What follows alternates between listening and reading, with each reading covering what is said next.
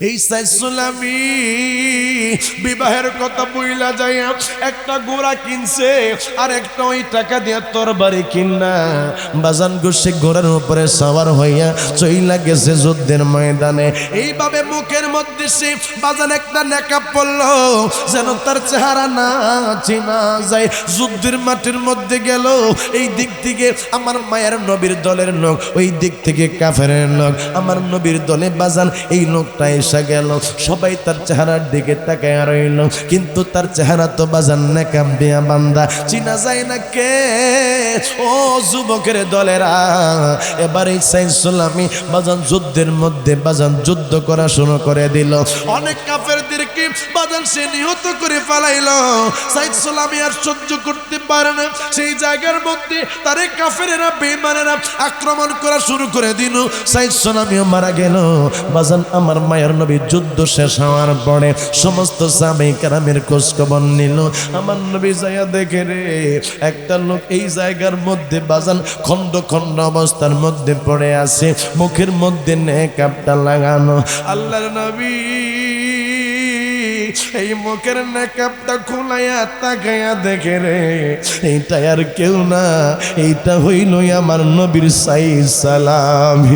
আমার মায়ের নবী চোখের পানিগুলা চাইরা দিয়া কয়, এর সাইসুলামি আজকে তোর বাসর ঘর করার কথা ছিল, আজকে তো তোর বিবির সাথে তোর থাকার কথা ছিল, তুই কেমন পাগল রে, তুই আজকে বাসর ঘর না কইরা আজকে তোর জীবনটারে তুই কোরবান করে দিলি।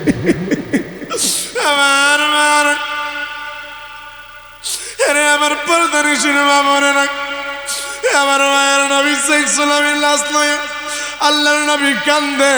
মায়ের নবী গো, এই সাইসুলামির জানাজার নামাজটা পড়ায়া আমার মায়ের নবী সাহাবায়ে কেরামদেরকে ডাক দিয়ে কই, আমার সাহাবীরা আমার সাইসুলামির লাশটা আমার কান্দের মধ্যে উঠায়া দে।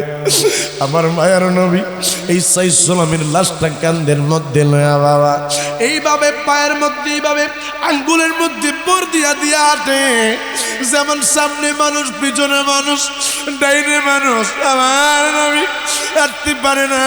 নবী গো, কবরের মধ্যে যায়া আমার নবী সাইসুলামির বাজান কবরের মধ্যে রাইখা আমার মায়ের নবী আল্লাহরে ডাক দিয়া কয়, আল্লাহ আমার পাগল রে তোমার কাছে রাখলাম, আল্লাহ গো আমার পাগল রে তুমি দেখো। এই কথা বললে আমার মায়ের নবী কবর থেকে যে সময় উঠতেছিল আমার নবীজি বাজান একটা মুস্কি হাসি দিয়া পার ফালাইল। সাহাবায়ে কেরাম কয়, ইয়া রাসূলুল্লাহ একটা কথা আমরা জিজ্ঞাসা করতে চাই, হুজুর আপনি যে সময় সাইসুলামির লাশ কান্দের মধ্যে লয়া গো, আপনি যে সময় আসতেছিলেন সেই সময় দেখি আপনি আঙ্গুলের মধ্যে ভর দিয়া দিয়া আপনি সামনে হাঁটতেছিলেন। আমার নবীর কই, ইয়া রাসূলুল্লাহ এইটার কারণ বুঝলাম না। আমার নবী সাহাবায়ে কেরামদেরকে ডাক দিয়া কই, সাহাবীরা তোমরা যেইটা দেখো আমি নবী যেইটা দেখি তোমরা তো সেইটা দেখো না। আমি যেই সময় সাইসুলামির লাশটা আমি কান্দের মধ্যে লইলাম, আমি নবী দেখি আমার ডাইনে আমার বামে আমার সামনে লক্ষ লক্ষ কোটি কোটি ফেরেশতা এই সাইসুলামির জানাজার মধ্যে উপস্থিত হইয়া সাইসুলামির লাশটা লইয়া কবরের মধ্যে যাইতেছে।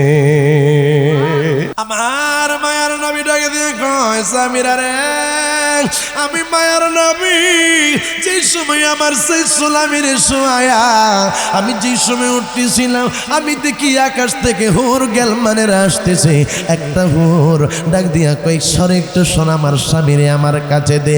আমি দেখি যেই সময় হুরটা দৌড় মারছে রে সেই সময় হুরের সামনের একটা কাপড় সরে গেছে।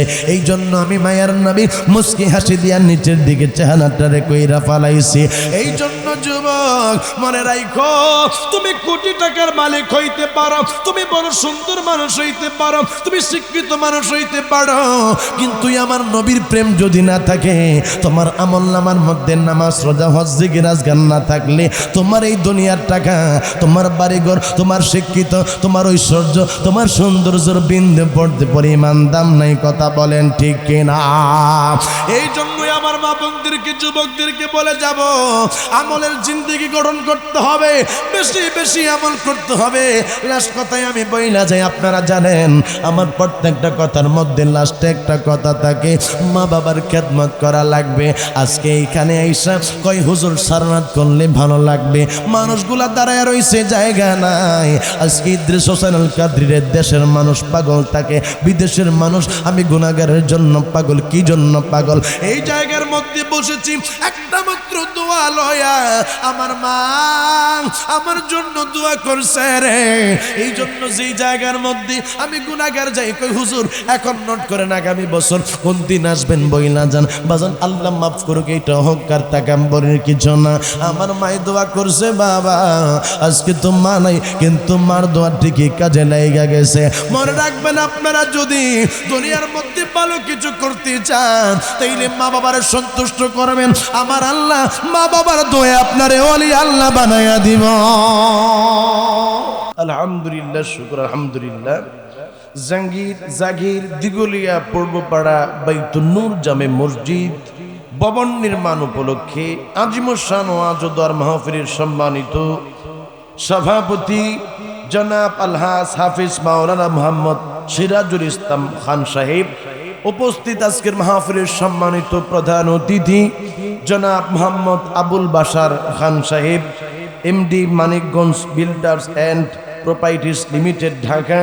আজকের মাহফিলের প্রিয় অতিথি জনাব মোহাম্মদ শামীম আল মামুন সাহেব, সদস্য আহ্বায়ক কমিটি মানিকগঞ্জ জেলা বিএমপি, এবং প্রধান মেহমান ক্যাপ্টেন নাহিদ ফেরাজি সাহেব, মার্চেন্ট মেরিন এবং সি কোচ স্কলারশিপ হোল্ডার জাপান। প্রধান পৃষ্ঠপোষক engineer K M Ahsanullah Ujjwal সাহেব, চেয়ারম্যান আইইএস চাকলার ইঞ্জিনিয়ারিং সার্ভিস, এবং বিশেষ পৃষ্ঠপোষক জনাব মোহাম্মদ ফারুক হোসেন দেওয়ান সাহেব, সাবেক সভাপতি মানিকগঞ্জ সদর উপজেলা স্বেচ্ছাসেবক দল। বিশেষ মেহমান হিসেবে রয়েছেন জনাব আমিরুল ইসলাম মানিক ফেরাজি সাহেব, বিশিষ্ট ব্যবসায়ী, সাভার ঢাকা। এবং সম্মানিত অতিথিবৃন্দ, সম্মানিত মেহমানবৃন্দ, বিশেষ অতিথিবৃন্দ সহ উপস্থিত রয়েছেন উলামায়ে আহলে সুন্নাহ, আমার পিতৃ সমতুল্য বাবাটা, আমার কলেজার টুকরো যুবক বন্ধুরা, ছোট্ট ছোট্ট আমার স্নেহের মাসুম বাচ্চারা। আমি ইতিমধ্যেই শুনলাম আমাদের মা বোনদের এখানে জায়গা হচ্ছে না। আমার অবলা সরলা মা ও বোনেরা, প্রত্যেকের উপরে আমি ইদ্রিস হোসেন আল কাদরির পক্ষ থেকে আমারও সালাম। আসসালামু আলাইকুম ওয়া রাহমাতুল্লাহি ওয়া বারাকাতুহু। আল্লাহ রাব্বুল আলামিনের দরবারে অসংখ্য শুকর ও সুজুদ আদায় করি জি আল্লাহ, এমন একজন রাসূল পাকের উম্মত আপনাকে আমাকে করেছে আল্লাহ। পবিত্র কালামে পাকের মধ্যে বলেছেন ইয়া ঈসা, আল্লাহ বলেছেন ইয়া মূসা, আল্লাহ বলেছেন ইয়া জাকারিয়া, কিন্তু আমার আল্লাহ আমার মায়ার নবীকে ইয়া মুহাম্মদ বলে ডাকে নাই। আল্লাহ বলেছেন ইয়া আইয়ুহাল মুজাম্মিল, আল্লাহ বলেছেন ইয়া আইয়ুহাল মুদ্দাসির। আমার আল্লাহ আমার নবীকে বলেছেন ইয়া আইয়ুহান নবী। আমার নবী কেমন নবী? যেই নবীর উম্মত আল্লাহ আপনাকে আমাকে করেছে। আমার আল্লাহ নবীকে পাঠিয়েছেন দুনিয়ায়, নবীজির ক্ষমতা চলে আসমানে। আমরা তো সেই নবীর উম্মত যেই নবীজি শাহাদাত আঙ্গুলি দিয়া আকাশের চন্দ্রটাকে দুই টুকরো করেছে। আমরা তো সেই নবীর উম্মত যেই নবীকে পাওয়ার জন্য এই জমিন বলেছে আল্লাহ তোমার হাবিবকে দিয়ে দাও, আসমান বলছে আল্লাহ তোমার হাবিবকে আমার কাছে দিয়ে দাও, আরশ আজিম বলেছে আল্লাহ তোমার হাবিবকে আমার কাছে দিয়ে দাও। আল্লাহ বলে, ও দুনিয়ার মাখলুক যারা রয়েছে, তোমরা আমার রাসূলকে পাওয়ার জন্য বেকার। আরে রাত কই আল্লাহ আমরা কি দোষ করলাম, দিন কই আল্লাহ আমরা কি দোষ করলাম। আল্লাহ বলে, তোমরা কেউ দোষ করো নাই, আমি আল্লাহ তোমাদের সকলের কাছে ওই নবীকে পাঠাবো। আমার নবীকে এমন একটা সময় দুনিয়ার মধ্যে পাঠাইলেন, না দিন না রাত, সুবে সাদেকের সময়। আল্লাহ বলে, এই 26 তারিখ দিবাগত রাত্রে আমার মায়ার নবীকে আমি যেই সময় মেরাজ করাবো, সেই সময় আমার নবী এই 7 আসমানের মধ্যে যাবে। আসমানবাসীরা আমার রাসূলের পাকের দিদার দর্শন করতে পারবে। আমার মায়ার নবী যেই সময় মেরাজের মধ্যে যাবে, নবীজির কদম মোবারকের ধুলো পেয়ে আরশ আজিম ধন্য হয়ে যাবে। আল্লাহ বলে, এই মায়ার নবীকে দুনিয়ার মধ্যে পাঠাইলাম রহমত হিসেবে। আমার নবী তো ওই নবী যেই নবীজি ডুবে গেছে সূর্য, এই সূর্যকে উঠে মাওলা আলীকে আসরের নামাজ পড়িয়েছেন। আল্লাহ সেই মায়ার নবীর উম্মত হিসেবে আপনাকে আমাকে কবুল করেছেন। যেই নবীকে আল্লাহ বলেছেন মাহি, যেই মায়ার নবীকে আল্লাহ বলেছেন খাতামান নবীন, যেই নবীকে আল্লাহ বলেছেন রউফুর রহিম, যেই মায়ার নবীকে আমার আল্লাহ এত শান আজমত দিলেন, বলুন আমরা সেই রাসূলের উম্মত হয়ে খুশি না বেজার? সকলে আওয়াজ দিয়ে পড়েন আলহামদুলিল্লাহ, সকলে জবান খুলে পড়েন আলহামদুলিল্লাহ।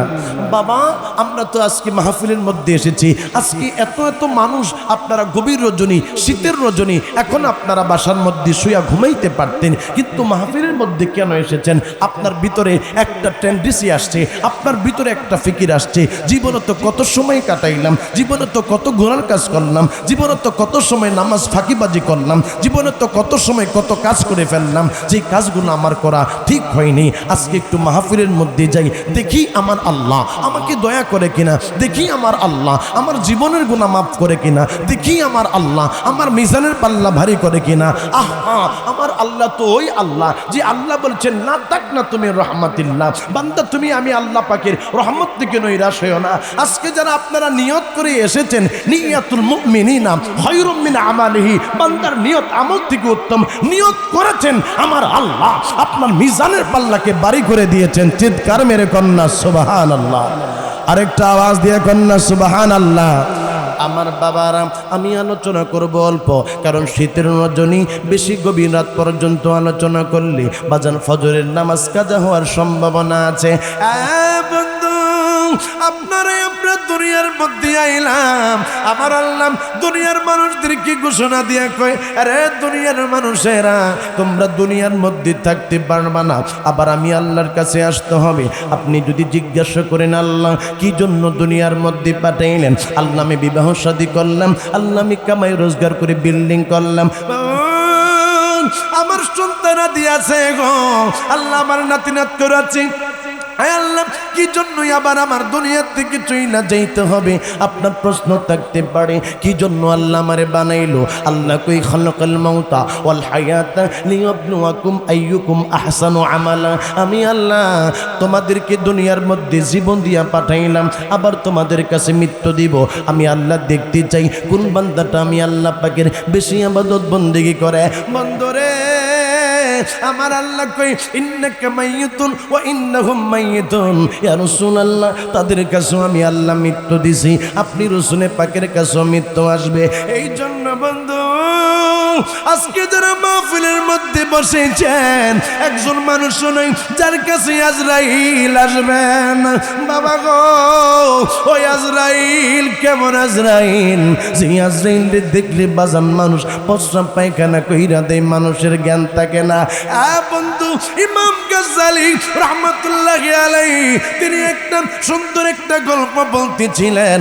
একজন মানুষ বাবা জঙ্গলের মধ্যে হাঁটতেছিলেন, জঙ্গলের মধ্যে হাঁটার সময় বাজান লোকটা হঠাৎ করে খেয়াল করে দেখে পিছনে একটা বাঘ আসতেছে।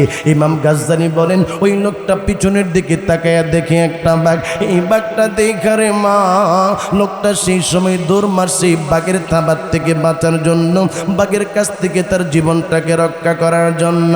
আরে আমার মানিকগঞ্জের মা এই লোকটার সামনে দৌড়াইয়া যাইয়া দেখে রে একটা কূপ দেখা যায়, লোকটা আর কোনো জায়গা না পাইয়া এই কূপের মধ্যে লোকটাই বাবা যেই জায়গার মধ্যে কূপ দেখলো লাফ মারলো, লাফ দেওয়ার সময় বাজান তার হাতের কাছে একটা সে রশি পাইলো, এই রশি দুইরা বাজান সে লটকায় রইল, আবার কূপের মধ্যে বাজান জুইলা রইল। এই লোকটা নিচের দিকে তাকায়া দেখে রে বাবা ওই কূপের নিচে ভয়ঙ্কর ভয়ঙ্কর কয়েকটা সাপ দেখা যায়। এই লোকটা এবার নিচের দিকে তাকায়া দেখে সাপ, উপরের দিকে তাকায়া দেখে বাঘ দাঁড়ায়া রইছে। যে রশি দইরা এই লোকটা জুইলা আছে, এই রশির উপরে সাদা কয়েকটা বাবা সেই জায়গার মধ্যে দৌড়াইসা তার রশিটারে বাবা কাটা শুরু কইরা দিল। লোকটা চিন্তার মধ্যে পড়ে গেল, উপরে দেখতেছি বাঘ, উপরে তো আমি উঠতে পারবো না, নিচে পইরা গেল তো আমি বাঁচবো না, নিতেই আমার জন্য কবর। এই লোকটা বাজান সেই সময় যেই জায়গার মধ্যে ধরে আছে তার পাশেই দেখতেছে একটা মৌচাকের বাসা বানায় রাখছে। এই যুবক এই মৌমাছির এই চাকের মধ্যে হাত দিয়া বাবা মধু লইয়া এইভাবে হাত দিয়া বাবা চাটা শুরু করলো। এই লোকটা মৌমাছির এই চাক থেকে সে মধু খাইয়া খাইয়া বাবা বইলা গেছে ওপরে যে তার জন্য বাঘ অপেক্ষা করতেছে। লোকটা বইলা গেছে নিজে যে তার জন্য সাপ অপেক্ষা করতেছে। লোকটা বইলা গেছে ইঁদুর যে তার রশিটা কাটতেছে। ইমাম গাজ্জালী ডাকে দিয়ে কই দুনিয়ার মানুষেরা রে, এই বাঘটা কি তোমরা জানোনি? এই বাঘটা কি তোমরা জানোনি? এই বাঘটা হইল আজরাইল। আজরাইল রে আজরাইল, তুমি চাও আর না চাও তোমার কাছে আজরাইল আসবে। কই যাইবা পালায়া, কই যাইবা লোকায়া? এর যুবকের দলেরা মোটর সাইকেল নিয়ে বাড়ির থেকে তুমি বাহির হইছ। তুমি তো জানতা না তোমার এই বাড়ির মধ্য থেকে বিদায় নাও, আজকে শেষ বিদায় হয়ে গেল। হায় রে ওই আমার বাবারা, এই দেশের মধ্যে তো এমন অসংখ্য ঘটনা ঘটেছে বাবা। সন্তান বিদায় নিয়ে চলে গেছে, সন্তান জানে না বাড়ির মধ্যে আর আসতে পারবে না। মার কাছ থেকে বিদায় নইল, মাই তো জানে না সন্তান আর বাড়ির মধ্যে আসবে না। এই জন্য বন্ধু ওই কবর, যেই কবরের মধ্যে আপনি যাবেন, যেই কবরের মধ্যে আমি যাব, আমার মায়ের নবী কয় প্রত্যেক দিন এই কবর আপনারে ডাকে, এই কবর আমারে ডাকে বাবা। ইমাম গাজ্জালী বলে ওই লোকটা যে ওই দেখতেছিল পরে ভাগ, এই বাঘটা হইল আজরাইল। এই লোকটা যেই সময় কূপের মধ্যে লাফ দিল, নিচে তাকায়া দেখতেছিল সাপ। এই কূপটা কি জানোনি? এই কূপটা হইল কবর। যেই কবরের মধ্যে আপনি যাবেন বাবা, আপনাদের এলাকার মধ্যে কবরস্থান আছে, আজ পর্যন্ত একটা মানুষও কবরের মধ্যে যাই আপনারা ঘুমাইলেন না। আমি যদি আপনারা বলি যুবক আপনি আজকে কবরের মধ্যে ঘুমাবেন, যুবক আমি আপনারে 10,000 টাকা দিব, আপনি যুবক হিসেবে আমারে বলবেন হুজুর আপনি আমারে মাফ করে দিবেন, আমারে 10 লাখ টাকা দিন আমি কবরের মধ্যে ঘুমাবো না। কি জন্য ঘুমাবেন না? বলবেন হুজুর আমার ভয় লাগে, কবরের কথা শুনলে আমার জানি কেমন কেমন লাগে। আয় রে আমার মানিকগঞ্জের মা, যদি আপনি চান আর না চান, আরে আমার যুবকের দলেরা, আরে আমার বৃদ্ধ বাবারা, আপনি চান আর না চান একটা দিন আপনার ওই কবরের মধ্যে যাইতে হবে।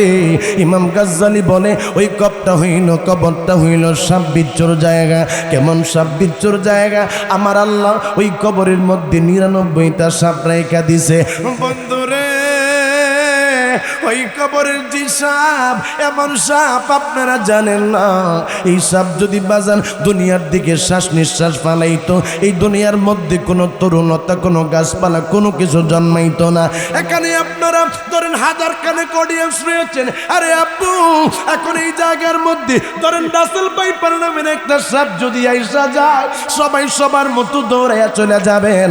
আমি জিজ্ঞাসা করি যদি বাবা কি জন্য আপনি চইলা যান, আপনি বলবেন হুজুর গো সাপ দেখলে আমার ভয় লাগে, সাপ দেখলে আমার জানি কেমন লাগে। হুজুর সাপে তো আমার কামড় দিবে না গেলে। বাজানেরা আমার, আপনারা যদি দুনিয়ার সাপ দেখা যদি ভয় পান, ওই কবর যেই কবরের মধ্যে আপনি যাবেন, ওই কবরের মধ্যে সাপ থাকবে। কই যাইবেন আপনি পালায়া, কই যাইবেন আপনি লুকায়া, কই যাইবেন আপনি সেপ পাওয়ার জন্য?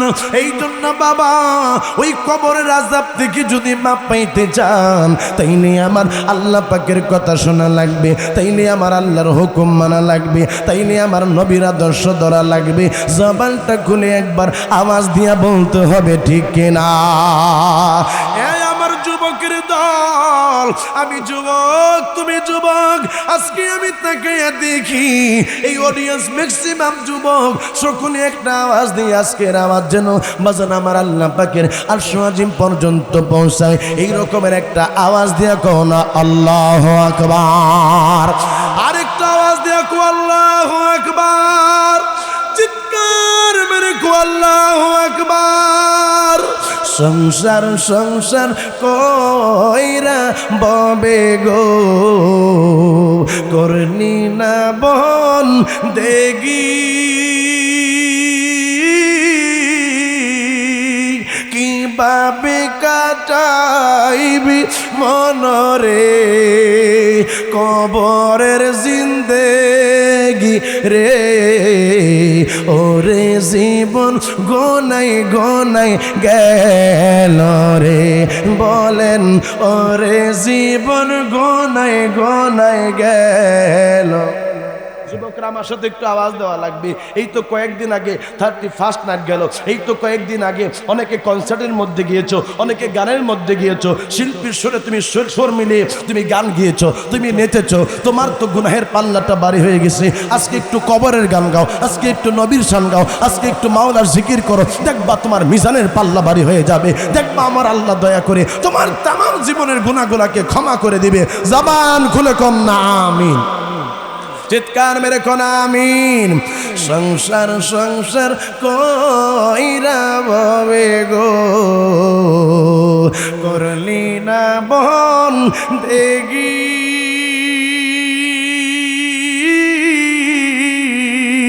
কিভাবে কাটাইবি মনরে কবরের জিন্দেগি রে।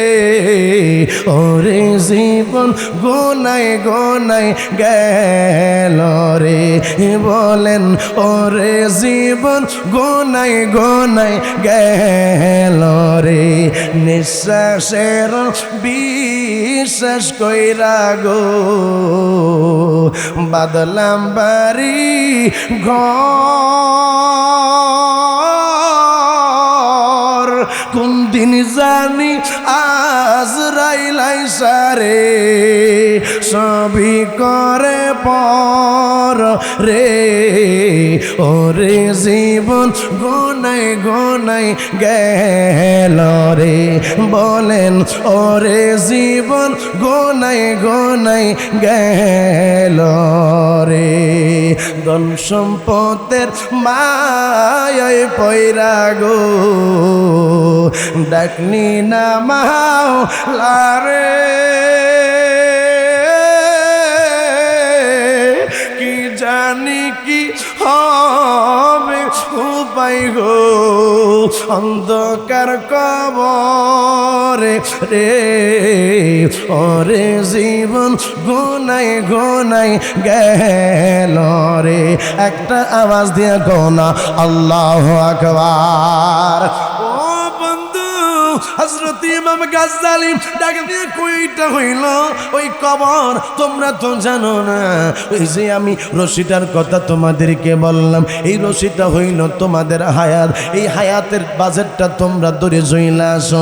আর এই দূরের কথা যে তোমাদেরকে আমি বললাম, এইটা হইল তোমাদের মৃত্যু, যেই কোনো সময় তোমাদের কাছে মৃত্যু চলে আসবে।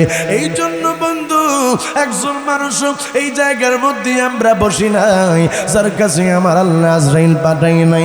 আমার বাবারা, আপনি তো মৃত্যুর যন্ত্রণা সম্পর্কে আপনি জানেন না। মৃত্যুর যন্ত্রণা কেমন আমার মায়ার নবী, দয়ার নবী, তু জাহানের বাদশা নবী, যেই নবীর কোনো গুনাহ নাই, কোন নবী রাসূলের গুনাহ আমার আল্লাহ রাখে নাই। ও বাবা, সেই মায়ার নবী মৃত্যুর সময় কইছে লা ইলাহা ইল্লাল্লাহ, ও আল্লাহ ছাড়া কোনো মাবুদ নাই, আল্লাহ ছাড়া কোনো মাবুদ নাই। নিশ্চয়ই মৃত্যুটা বড় কঠিন জিনিস। আল্লাহর নবী রাহমাতুল লিল আলামিন বারে বারে ডান হাতটা পানির মধ্যে ভিজায়া আমার মায়ার নবী চেহারার মধ্যে শুধুমাত্র পানিটা মাজান মাখতেছিল আর বলতেছিল নিশ্চয়ই মৃত্যুটা বড় কঠিন, মৃত্যুটা বড় কঠিন।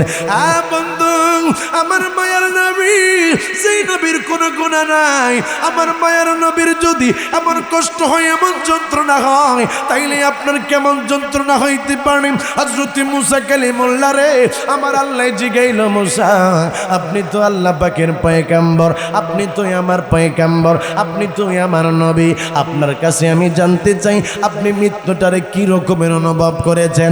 হযরত মুসা নবী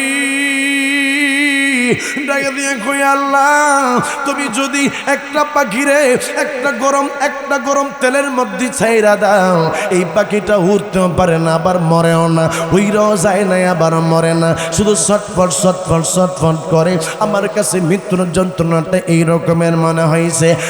বন্ধু, হযরত ইদ্রিস আলাইহিস সালাম রে জিজ্ঞাসা করা হইল আপনি মৃত্যুর যন্ত্রণাটা কি রকমের অনুভব করছেন? ইদ্রিস আলাইহিস সালাম কয় যদি আমি আল্লাহর পয়গম্বর, কিন্তু আমার কাছে মনে হইছে 1000 তরবারি মানুষের দেহের মধ্যে যদি আক্রমণ করে, একটার পরে একটা যদি বাজান তরবারি দিয়ে আঘাত করে মানুষের যেই রকমের যন্ত্রণা অনুভব হয়, আমার কাছে সেই রকমের মৃত্যুর যন্ত্রণা অনুভব হয়েছে।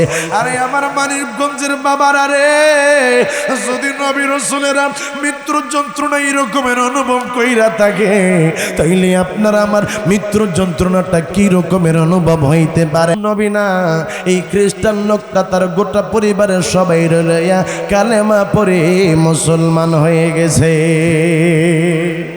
সকলে জবান খুলে কন্যা সুবহানাল্লাহ। আমার মায়ার নবীর প্রত্যেকটা সুন্নাত কি আপনার একলা ধরতে হবে। আমার আল্লাহ কই লাকাদ কানা লাকুম ফি রাসূলিল্লাহি উসওয়াতুন হাসানা। আমার মায়ার নবীর আদর্শ হইল আপনার জন্য, আমার জন্য উত্তম আদর্শ। বাজান আমার মায়ার নবী বলছে আপনারা যদি কোনো পানি খান অথবা বাজান আপনাদের খাবারের পাত্র থাকে, এইটার মধ্যে যদি মাছি পড়ে, মাছি পড়ে কিনা কথা বলেন, মাছি পড়ে কি পড়ে না? মাছি পইরা গেলে বাজান একটা ডানা যদি তার থাকে এইভাবে বাইসা, আর একটা যদি ওপরে থাকে, আমার মায়ার নবী কই এইটা পানির মধ্যে হোক বা খাবারের মধ্যে হোক একবারে চুবান দিবা, চুবান দিয়া তারপরে ফালাইয়া দিবা। বিজ্ঞান কয় সর্বনাশ, এইটা আবার কেমন কথা? মাছি ফললে তো এমনি ফালাইয়া দেওয়া দরকার, আবার চুবান দেওয়ার দরকার কি? এই জন্য জার্মান সহ ব্রিটেন যারা আছে তারা সহ আমার বাবারা 2015 সালে আমাদের এই সৌদি আরবের মধ্যে কিং আব্দুল আজিজ যে ইউনিভার্সিটি আছে, এই ইউনিভার্সিটির মধ্যে পরীক্ষা নিরীক্ষা চালানো হইল কি জন্য মাছি যদি কোনো খাবারের মধ্যে বসে তাইলে এটাকে কেন পুরোপুরি চুবান দেওয়া লাগবে, এইটা নিয়ে পরীক্ষা নিরীক্ষা চালায়। বাজান পরীক্ষা নিরীক্ষার মধ্যে একটা মাছির একটা ডানা বাজান পানির মধ্যে দিয়া সেইটার মধ্যে বাজান মাপলো, আর একটা ডানা দিয়া পরীক্ষা নিরীক্ষা করে মাপলো। এই রকমের বাজান বাম হাতের যেই ডানাটা আছে এইটা দিয়া বাজান পরীক্ষা করলো। আবার বাজান কিছুক্ষণ পরে আরেকটা যে ডান হাতের ডানা আছে এই ডান হাতের ডানা আরেক জায়গার মধ্যে দিয়ে পরীক্ষা নিরীক্ষা করলো। এই জার্মানি, ব্রিটেন এবং 2015 সালে এই সৌদি আরবের মধ্যে যে বিজ্ঞানী বাবা গো তারা পরীক্ষা নিরীক্ষা কইরা দেখে আমার মায়ার নবী 1450 বছর 1500 বছর আগে যে বলছে একটা মাছি পইরা গেলে পুরাটা এটারে চোবান মারবা। এ বন্ধু, তারা পরীক্ষা নিরীক্ষা কইরা দেখে রে মাছির একটা ডানার মধ্যে জীবাণু, আরেকটা ডানার মধ্যে জীবাণু নাশক ওষুধ আছে, এইটা জীবাণু নষ্ট করে ফেলায়। এ আমার বাবারা, তারা সেই সময় তারা আমার মায়ার নবীর 1500 বছর আগের যে কাজ এইটারে তারা সমর্থন জানায় কয় মুহাম্মদ কোন সাধারণ ব্যক্তি না, মুহাম্মদ হইল একজন মহাপুরুষ, একজন মহামানব। জবানটা খুলে কন্যা আল্লাহু আকবার। এই জন্য যুবক মনে রাখো আমার মায়ের নবীর আদর্শ যদি তুমি ধরতে পারো তাইলে গোটা দুনিয়ার মধ্যে তুমি মাথা উঁচু করে দাঁড়াইতে পারবা। এরে মুসলমানের দলেরা তোমরা তোমরা সকলে বিভাজন হইয়া যায় না, তোমরা সকলে ঐক্যবদ্ধ থাকো। আমার আল্লাহ কয় ওয়াতাসিমু বিহাবলিল্লাহি জামিআ। আমার আল্লাহ কয় তোমরা ঐক্যবদ্ধ থাকো। যদি আপনারা ঐক্যবদ্ধ থাকেন, মুসলমানে যদি আমরা মিল থাকি, তাইলে বাবা কোনো অপশক্তি বাংলাদেশের মধ্যে ক্ষতি করতে পারবে না। কথা বলেন বাজান ঠিক কিনা? তার চেয়ে বড় কথা হইল আমরা মারা যাব, আমরা দুনিয়ার মধ্যে থাকতে পারবো না, আমার আল্লাহর কাছে হিসাব দেওয়া লাগবে।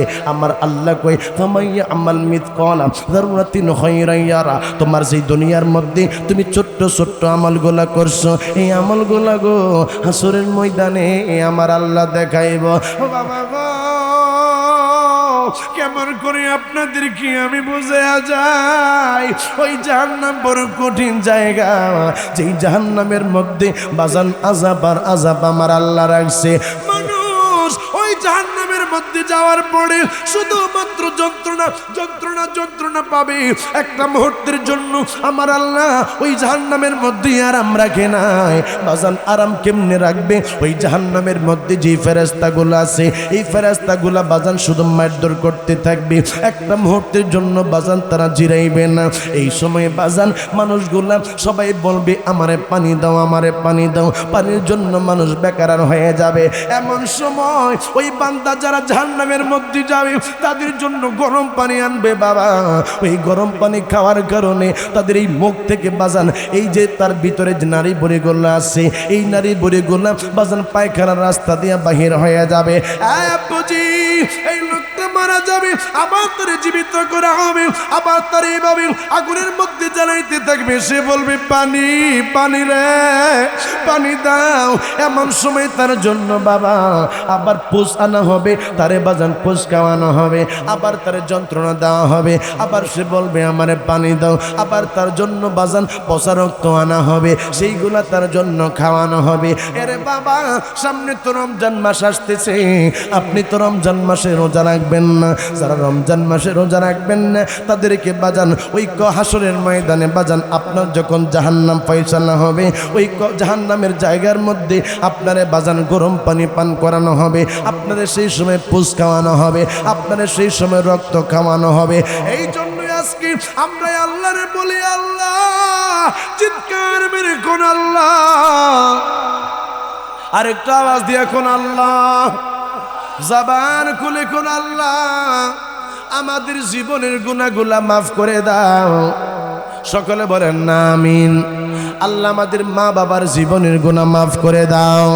আল্লাহ আমাদের দাদাদের জীবনের গুনাহগুলান রে মাফ করে দাও। সকলে চিৎকার মেরে কন্যা আল্লাহুম্মা আমিন। বাবা গো এই জন্যই আপনাদেরকে আমি বলে যাই বাজান, যদি ওই জাহান্নামের আযাব থেকে আপনি মাপ পাইতে চান তাইলে আপনার নামাজ পড়া লাগবে। কারণ হইল আমার আল্লাহ পাকের বাজান, আমার আল্লাহ পাক হাসরের ময়দানে সর্বপ্রথম নামাজের হিসাব নিবে। মুসলমানের সন্তান হইলাম তুমি ফজরের সময় ঘুমায়া থাকো, মুসলমানের সন্তান যোহরের সময় তুমি খেলাধুলার মধ্যে মত্ত থাকো, মুসলমানের সন্তান আসরের সময় ঘুরতে চলে যাও, মাগরিবের সময় বন্ধুর সাথে আড্ডার মধ্যে চলে যাও, রাত্রিবেলায় আসারের সময় বন্ধুর সাথে বিভিন্ন রকমের খারাপ দৃশ্য দেখার জন্য প্রস্তুত হয়ে যাও। মনে রাখো যুবকের দলেরা, কোন সময় জানি আমার আল্লাহ আজরাইল পাঠাইয়া দেয়। কথা বলেন বাজান ঠিক কিনা? এই জন্য বন্ধু আপনাদেরকে আমি বলি, যদি আপনি ভালো থাকতে চান তাইলে আপনার গোটা পরিবার পরিজনদেরকে নিয়ে আল্লাহ পাকের ইবাদতের মধ্যে মগ্ন হয়ে যান, মগ্ন হয়ে যান। আমার পর্দানিশীন মা বোনেরা, আপনারা তো জানেন না ওই জাহান্নামটা বড় কঠিন জায়গা গো মা। আমার মায়ার নবী মেরাজের রাত্রিতে আমার নবীরে আল্লাহ জান্নাত দেখাইলো, জাহান্নাম দেখাইলো। আমার মায়ার নবী ওই জাহান্নামের মধ্যে যাইয়া দেখে রে, জাহান্নামের মধ্যে সবচেয়ে বেশি হইল মহিলাদের সংখ্যা। চিৎকার মেরে কন্যা আল্লাহু আকবার। রাহমাতুল্লিল আলামিন। বাবা জাহান্নামের মধ্যে ঢুকার পরে আল্লাহর নবী দেখি একটা মহিলার জিহ্বাটারে টান দিয়া বাহির কইরা গো ওই জাহান্নামের মধ্যে আমার আল্লাহ ঝুলাইয়া রাখছে। আমার মায়ার নবী জিজ্ঞাসা করে জিব্রাইল রে, আরে জিব্রাইল এই মহিলাটা কোন মহিলা যে মহিলাটার জিহ্বাটা এইভাবে টান দিয়া জাহান্নামের মধ্যে ঝুলিয়ে রাখা হয়েছে? জিব্রাইলে কইয়া রাসূলুল্লাহ আপনি একটু সামনের দিকে চলুন, আপনার আরেকটা দৃশ্য দেখাই। আমার মায়ার নবী সামনের দিকে গেলে আমার নবী দেখে আরেকটা মহিলা, সেই মহিলার চুলটা বাজান এইভাবে জাহান্নামের মধ্যে লটকায়া এই মহিলার এই সুরের মধ্যে বাজান জ্বলে রাখছে। আমার নবী জিজ্ঞাসা করে জিব্রাইল, ও ভাই জিব্রাইল কি জন্য এই মহিলাটার এইভাবে শাস্তি দেওয়া হচ্ছে? ইয়া রাসূলুল্লাহ আপনি সামনে চলেন না। ও মায়ার নবী আপনারে আরেকটা দৃশ্য দেখাই। আরেকটা জায়গার মধ্যে আমার নবী গো যাইয়া দেখি এই মহিলাটার স্তনটা বাবা জাহান্নামের মধ্যে জ্বলাইয়া রাখছে। আমার মায়ার নবী কি সর্বনাশ, এই মহিলাটারে কি জন্য এইভাবে ঘুরাইয়া কি জন্য জ্বলাইয়া রাখছে? আমার মায়ার নবী জিব্রাইলে জিজ্ঞাসা করে, জিব্রাইল রে এই মহিলাটারে কি জন্য শাস্তি দেওয়া হচ্ছে? আপনি আর একটু সামনের দিকে চলেন না। আমার নবী আর একটু সামনে যায়া দেখে রে আরেকটা মহিলারে লজ্জা স্থানের মধ্যে বাদল সেই জায়গার মধ্যে লোহা দিয়া গো জাহান্নামের মধ্যে ঝুলে রাখছে। আমার মায়ার নবী, আমার দয়ার নবী চোখের পানিগুলো সাইরা দিয়া জিব্রাইলে জিজ্ঞাসা করে, জিব্রাইল আমার আর সামনে নিস না, আমি মায়ার নবী উম্মতের ব্যথা সহ্য করতে পারি না। জিব্রাইল রে আমারে বললাম কি জন্যই আমার আল্লাহ তাদেরকে এই রকমের শাস্তি দিতেছে। জিব্রাইল ডাক দিয়া কয় ইয়া রাসূলুল্লাহ নবী গো, যেই মহিলাটারে আপনি দেখছেন জিহ্বাটা বাহির করে জাহান্নামের মধ্যে ঝুলাইয়া রাখছে, ইয়া রাসূলুল্লাহ এই মহিলাটা ওই দুনিয়ার মধ্যে এই জবান দিয়া তার স্বামীরে কষ্ট দিত, এই জবান দিয়া স্বামীর সাথে তর্কাতর্কি করত, এই জবান দিয়া এই মহিলাটা পাড়া প্রতিবেশীর কষ্ট দিত। এই মহিলা এই জবান দিয়া গো মানুষের সাথে ঝগড়া করত। এই জন্যই আমার আল্লাহ তার জবানটারে এইভাবে টান দিয়া জিহ্বাটা বাহির কইরা তার জাহান্নামের মধ্যে ঝুলাইয়া রাখছে। আমার মায়ার নবী কয় জিবরাইল কি জন্য এই মহিলাটারে চুলের মধ্যে করে আমার আল্লাহ জাহান্নামের মধ্যে ঝুলাইয়া রাখছে? জিবরাইল আলাইহিস সালাম কয় ইয়া রাসূলুল্লাহ ও মায়ার নবী, ও গো দয়ার নবী, এইটা হইল সেই মহিলা যেই মহিলা মাথার মধ্যে কাপড় দিয়া ঘোরাঘুরি করতো না। ও আমার পর্দানিসীন মা, ও গো আমার মানিকগঞ্জের আম্মা জানেরা, আমার ভাই বলতেছিল হুজুর আপনি আসার আগে মাহফিলের মহিলাদের অবস্থাটা দেখলাম পুরোপুরি বইরা গেছে।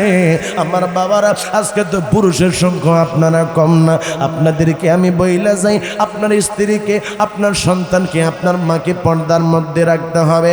আজ ওইটা হইল ওই মহিলা যে মহিলা চুলগুলান এলোমেলো কইরা মাথার মধ্যে কাপড় না দিয়া রাস্তার মধ্যে চলাফেরা করত।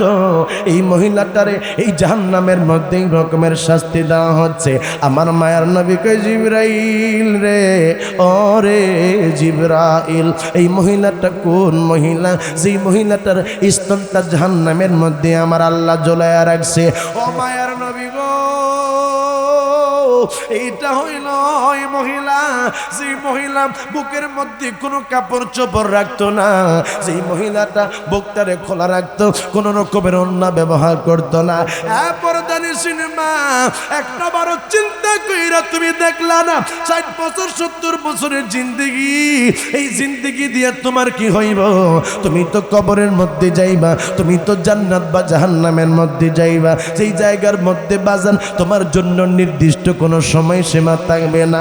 মাগো এই জন্যই আমি তোমাদের সন্তান, আমি তোমাদের কারো ভাই কারো সন্তান, কারো হয়তোবা পিতৃ সমতুল্য হইতে পারি। আমি বইলা যাই আপনারা মা বোনেরা মাথার মধ্যে কাপড় রাখবেন, বুকের মধ্যে ওন্না দিবেন, জিহ্বা দিয়া স্বামীরে কোনো কষ্ট দেওয়া যাবে না। হুজুর ওই মহিলা বুকের মধ্যে কোনো ওন্না রাখতো না ইয়া রাসূলুল্লাহ, এই জন্যই মহিলাটারে এই রকমের আযাব দেওয়া হচ্ছে। আমার নবী কয় জিবরাইল রে, তাইলে এই মহিলাটা কোন মহিলা যেই মহিলাটার লজ্জা স্থানের মধ্যে এইভাবে শিকল ঢুকায় জাহান্নামের মধ্যে চলে রাখছে? নবী গো এইটা হইল ওই মহিলা যেই মহিলাটা তার লজ্জা স্থানের হেফাজত করতে পারে নাই। এই জন্যই আমার নবী কয় আরে উম্মতের দল, আরে মানিকগঞ্জের বাবারা, আরে আমার জাগির দিগুলিয়ার যুবকের দলেরা, তোমাদেরকে আমি বলে যাই, তোমাদের এই সাইডে আমি আগে আসি নাই, আজকে প্রথম আসলাম বলে গেলাম। আমার নবী কয় তোমরা দুইটা জিনিসের হেফাজত করবা। কয়টা? আরো জোরে। কয়টা জিনিসের হেফাজত? আমার মায়ের নবী কয় তোমরা আলহামদুলিল্লাহ, তাই আলহামদুলিল্লাহ কোন বাবারা দেখছেন, আমি তো সকলে আওয়াজ দেখো, নারে তাকবীর, নারে তাকবীর, নারে রিসালাত। আমাকে বলতেছে হুজুর আপনার ওয়াজ শোনার জন্য মানুষ বাড়ির থেকে আসতেছে। বাজান রাত্র তো 12টা বাজে, নিয়ত করছি 12টায় শেষ করবো। আমার বাজানে কইতেছে হুজুর ওয়াজ করতেছেন, মন ভরে ওয়াজ করে যান। সকলে জবান খুলে কোন মারহাবা, চিৎকার মেরে কোন মারহাবা। আল্লাহ আল্লাহ কবুল করুক। সকলে বলেন আল্লাহুম্মা আমিন। বলুন আমাদের মালিক কয়জন? বলুন আওয়াজ দিয়ে বলেন আমাদের নবী কয়জন? বলুন আমাদের কোরআন কয়টা? আমাদের প্রভু এক, এক নবীর উম্মত, জীবন বিধানে ওই শিবানী কোরআন। সুবহানাল্লাহ। আমাদের প্রভু এক, এক নবীর উম্মত, জীবন বিধানে ওই শিবানী কোরআন। তবু কেন এক নও হে মুসলমান এক হও করিয়া তোমাকে বলে যাই তুমি যদি পরিবর্তন হও তাহলে আমি বিশ্বাস করি গোটা সমাজ পরিবর্তন হয়ে যাবে। ও যুবক, তুমি যদি পরিবর্তন হও তোমার ইউনিয়ন পরিবর্তন হয়ে যাবে, তুমি পরিবর্তন হলে তোমার থানা পরিবর্তন হয়ে যাবে, তুমি পরিবর্তন হলে জেলা পরিবর্তন হয়ে যাবে, তুমি পরিবর্তন হলে গোটা দেশ পরিবর্তন হয়ে যাবে। কথা বলেন ঠিক কিনা? আমার মুসলমান ভাইয়েরা, আমাদের ঐক্যবদ্ধ থাকতে হবে। আমাদের এই দেশের মধ্যে যারাই ক্ষমতার মধ্যে আসবে তাদের সমস্যা নাই, কিন্তু কোরআন সুন্নাহর মাধ্যমে এই দেশ পরিচালনা করতে হবে। কথা বলেন ঠিক কিনা? আওয়াজ দিয়ে বলতে হবে ঠিক কিনা? আমরা ওই মুসলমান, আমরা রক্ত দিতে শিখেছি কারবালার ময়দানে, আমরা ওই মুসলমান রক্ত দিতে শিখেছি ওদের ময়দানে, বদরের ময়দানে। ইসলাম জিন্দা হোতা है हर কারবালা কি বাত, প্রত্যেকটা কারবালার ময়দানে রক্ত দেওয়ার বিনিময়ে এই দুনিয়ার মধ্যে ইসলাম ধর্ম জিন্দা হয়েছে। এই ইসলাম ধর্মকে জিন্দা করার জন্য আমরা কারা কারা প্রস্তুত আছি? হাত ধরে দেখা।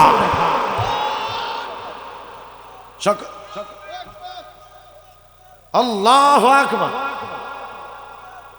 সকলে আওয়াজ দিয়ে এখন মারহাবা। আমাদের প্রভু এক নবীর উম্মত, জীবন বিধানে ওই শিবানী কোরআন। তবু কেন এক নও হে মুসলমান, এক হও করিয়া আহ্বান। বাইতুল্লাহ এক, মদিনা শরীফ এক, উহুদ পাহাড় এক, বদরের মাঠ এক। একটা তো জীবনার মরণ তো একবার, সকলের তরে আছে একই স্থান। তবু কেন এক নও হে মুসলমান, এক হও করিয়া আহ্বান।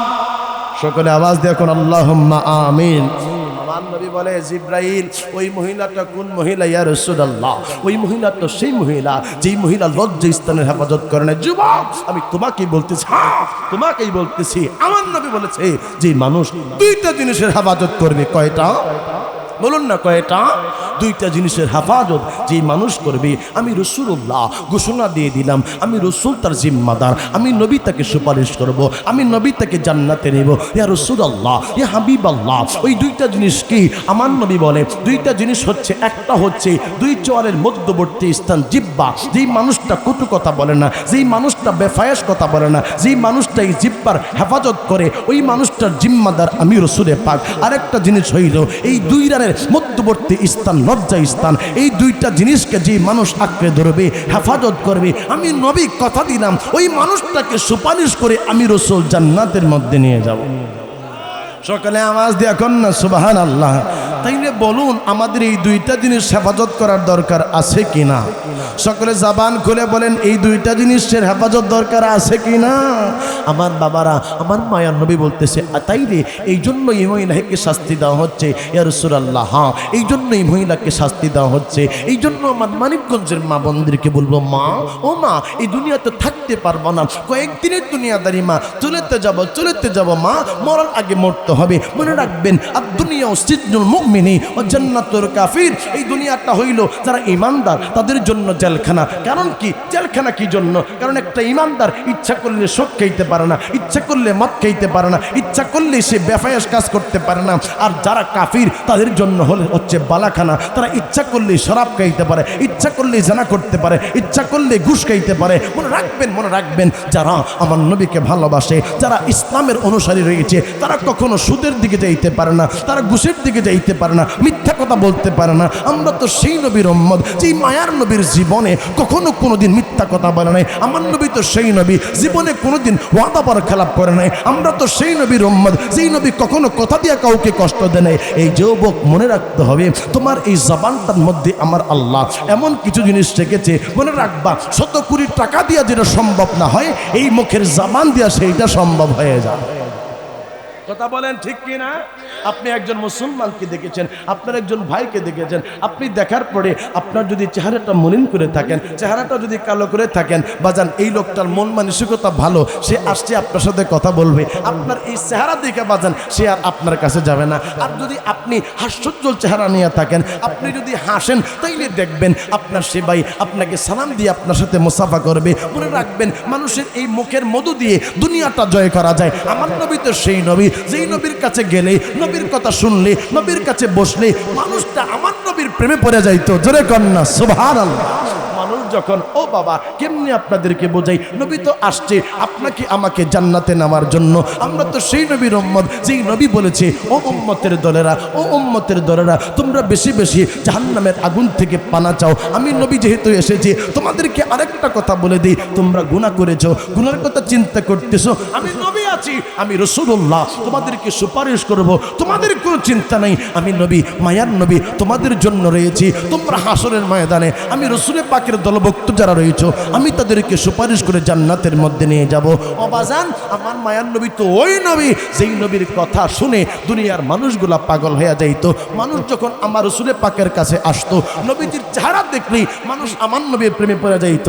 কাফের বেঈমানেরা কইতো, মুহাম্মদের কাছে কেন যাও, মুহাম্মদের কাছে কি আছে? আহা, যারা নবীর কাছে যাইতো তারা বলতো, মুহাম্মদের কাছে যা আছে তোমাদের কাছে আমরা তা পাই নাই। আবু জেহেল বলে, তোমরা কি পেয়েছো? আবু জেহেল তো আমার নবীকে দেখে একদিন বলতেছে, এ মুহাম্মদ, এ মুহাম্মদ, তোমার চেহারাটা এত খারাপ কেন? তোমাকে দেখলে আমার যেন কেমন লাগে, তোমার মতো কুৎসিত মানুষ আমি আর কখনো কাউকে দেখি নাই। আমার নবী বলেছেন, সাদ্দাক্তা, তুমি সত্য কথাই বলেছো। সিদ্দিকে আকবর আবার আমার নবীকে বলল, ইয়া রাসূলুল্লাহ, আমার জীবনে, আমার লাইফে আপনি রাসূলুল্লাহর মতো এত সুন্দর মানুষ, এত সুন্দর চেহারার মানুষ, এত সুন্দর আখলাকের মানুষ, ওয়া ইন্নাকা লাআলা খুলুকিন আযীম, আল্লাহ মহান চরিত্রের অধিকারী আপনাকে বানিয়েছেন, এত সুন্দর চেহারা আমি আর কাউরে দেখি নাই। আমার নবী বলে, সাদ্দাক্তা ইয়া আবু বকর, তুমি সত্য কথা বলেছো। সাহাবায়ে কেরাম বলে, ইয়া রাসূলুল্লাহ, বুঝলাম না, আপনাকে আবু জেহেল বলছে আপনার মতো এই রকমের খারাপ মানুষ তার জীবনে সে আর দেখে নাই। এইদিকে আপনি বললেন আবু জেহেল সত্য কথা বলেছে, আবার এই দিক থেকে আপনাকে সিদ্দিকে আকবর বলল আপনি সুন্দর চেহারার মানুষ, আপনার মতো এমন সুন্দর মানুষ সিদ্দিকে আকবর আর জীবনে দেখে নাই। ইয়া রাসূলুল্লাহ, আপনি বলেছেন আবু বকর সিদ্দিক এই কথা বলেছে, ঘটনা কি? আমার নবী বলে, আমি হচ্ছে আয়না, যেই মানুষ যেমন চরিত্র নিয়ে আমি রাসূলের পাকের কাছে আসে সে আমাকে তেমন দেখতে পায়। আবু বকর আমি নবীর প্রেম নিয়ে দেখেছে, এই জন্য আমি রাসূলুল্লাহকে সে সুন্দর আকৃতি দেখেছে। আর আবু জেহেল সারা জীবন পর্যন্ত আমি রাসূলের সাথে গুস্তাখি করেছে, বেয়াদবি করেছে, এই জন্য সে যখন আমার চেহারা দেখলো তখন সে তার চেহারা দেখেছে। এই জন্যই আমি বলেছি আবু জেহেল যাহা বলেছে সত্য বলেছে। মানুষ যখন আমার নবীর কাছে আসতেছে আসতেছে আসতেছে আমার মায়ার নবীর কাছে যায়, আবু জেহেল কই যাও? কই মুহাম্মদের কাছে যাই। কই দূর বেটা, তোরা মুহাম্মদের কাছে যাস, এই মুহাম্মদের কাছে কি বেটা কোনো কিছু আসেনি? মুহাম্মদের কাছে কি আছে? মুহাম্মদ যদি নবী হইতো আমি তো আর চাচা, আমি আগে নবী ওর কথা ছিল। চিৎকার মেরে আওয়াজ দিয়ে বলেন নাউজুবিল্লাহ। বাজান আমার নবীরে এবার কইতেছে আর কি, আবু জেহেল এই লোকদেরকে বলতেছে, তোমরা যে মুহাম্মদের কাছে যাইবা যাও, তোমাদের যেহেতু ইচ্ছা যাইবা যাও, তবে একটা কথা বলি। কি কথা? সেটা হচ্ছে মুহাম্মদরে পরীক্ষা না করে কিন্তু তোমরা এই মুহাম্মদের কাছে কালেমা পড়িও না, মুহাম্মদের কাছে কিন্তু মুসলমান হইও না। এবার সবাই কইতেছে, আপনি যেহেতু আমাদের লিডার মানুষ, আপনি যেহেতু মক্কার মধ্যে একজন জ্ঞানী মানুষ, তাইলে ঠিক আছে আপনিও আমাদের সাথে চলেন, আমরা একটু মুহাম্মদুর রাসূলুল্লাহর একটু পরীক্ষা করে তারপরেই সবাই কালেমা টালেমা পড়বো। তাই ঠিক আছে চলো।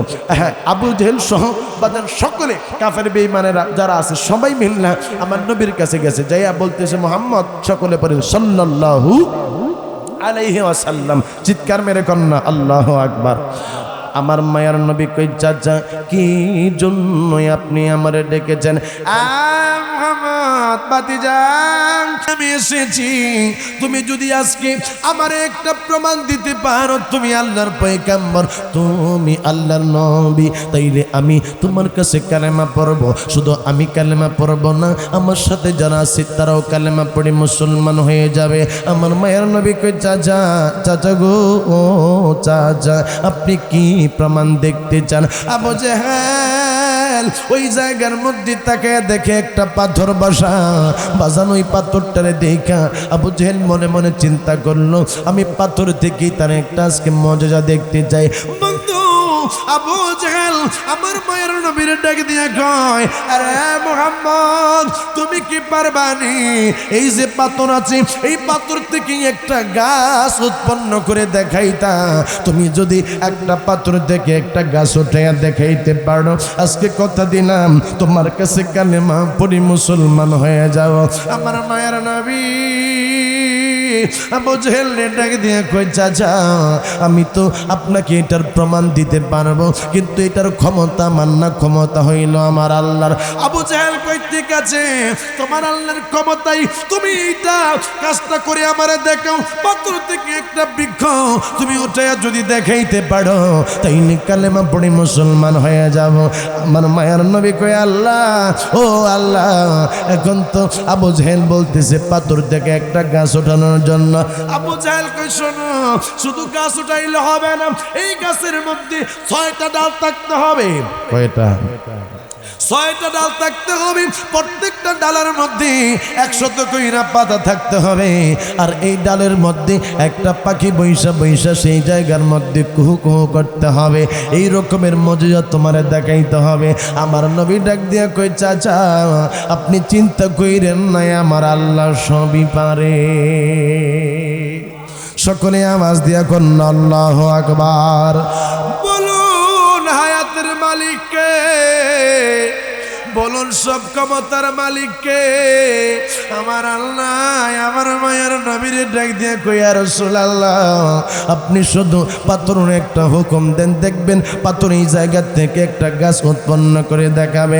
আমার মায়ের নবী পাথরের ডাক দিয়ে কই, পাথর রে তোর কাছ থেকে একটা গাছ উঠায়া দে রে, যেই গাছের মধ্যে 6টা ডালা থাকবে, প্রত্যেকটা ডালার মধ্যে 100 করে পাতা থাকবে এবং একটা পাখি বসে বসে কুহু কুহু করবে।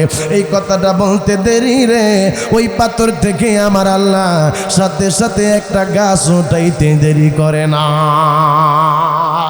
সবাই কয় মুহাম্মদ আপনি তাইলে আল্লাহর পয়গম্বর, আপনি আল্লাহর নবী। যদি আপনি নবী না হইতেন তাইলে আপনি এই পাথর থেকে আপনি এই রকমের গাছ উঠাইতে পারতেন না। এবার আবু জেহেল কই, থাম থাম, তোরা এত কথা কইস না, তোরা তো জানোস না মুহাম্মদ রে তো আমি আজকে থেকে চিনি না, মুহাম্মদ রে তো আমি অনেক আগে থেকে চিনি। এই মুহাম্মদ একটা জাদুকর, এই মুহাম্মদ একটা বড় পাক্কা জাদুকর। চিৎকার মেরে একটা আওয়াজ দেয়া কন্যা নাউজুবিল্লাহ।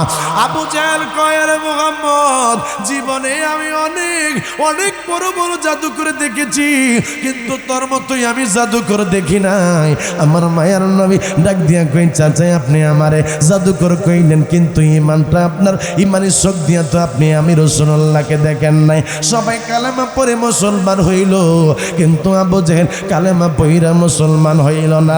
এই জন্যই আমার মানিকগঞ্জের বাবারা মনে রাখবেন, নবীর চিনলে আবু বকর, নবীর না চিনলে আবু জেহেল, নবীর চিনলে জান্নাতি, না চিনলে দোজখী।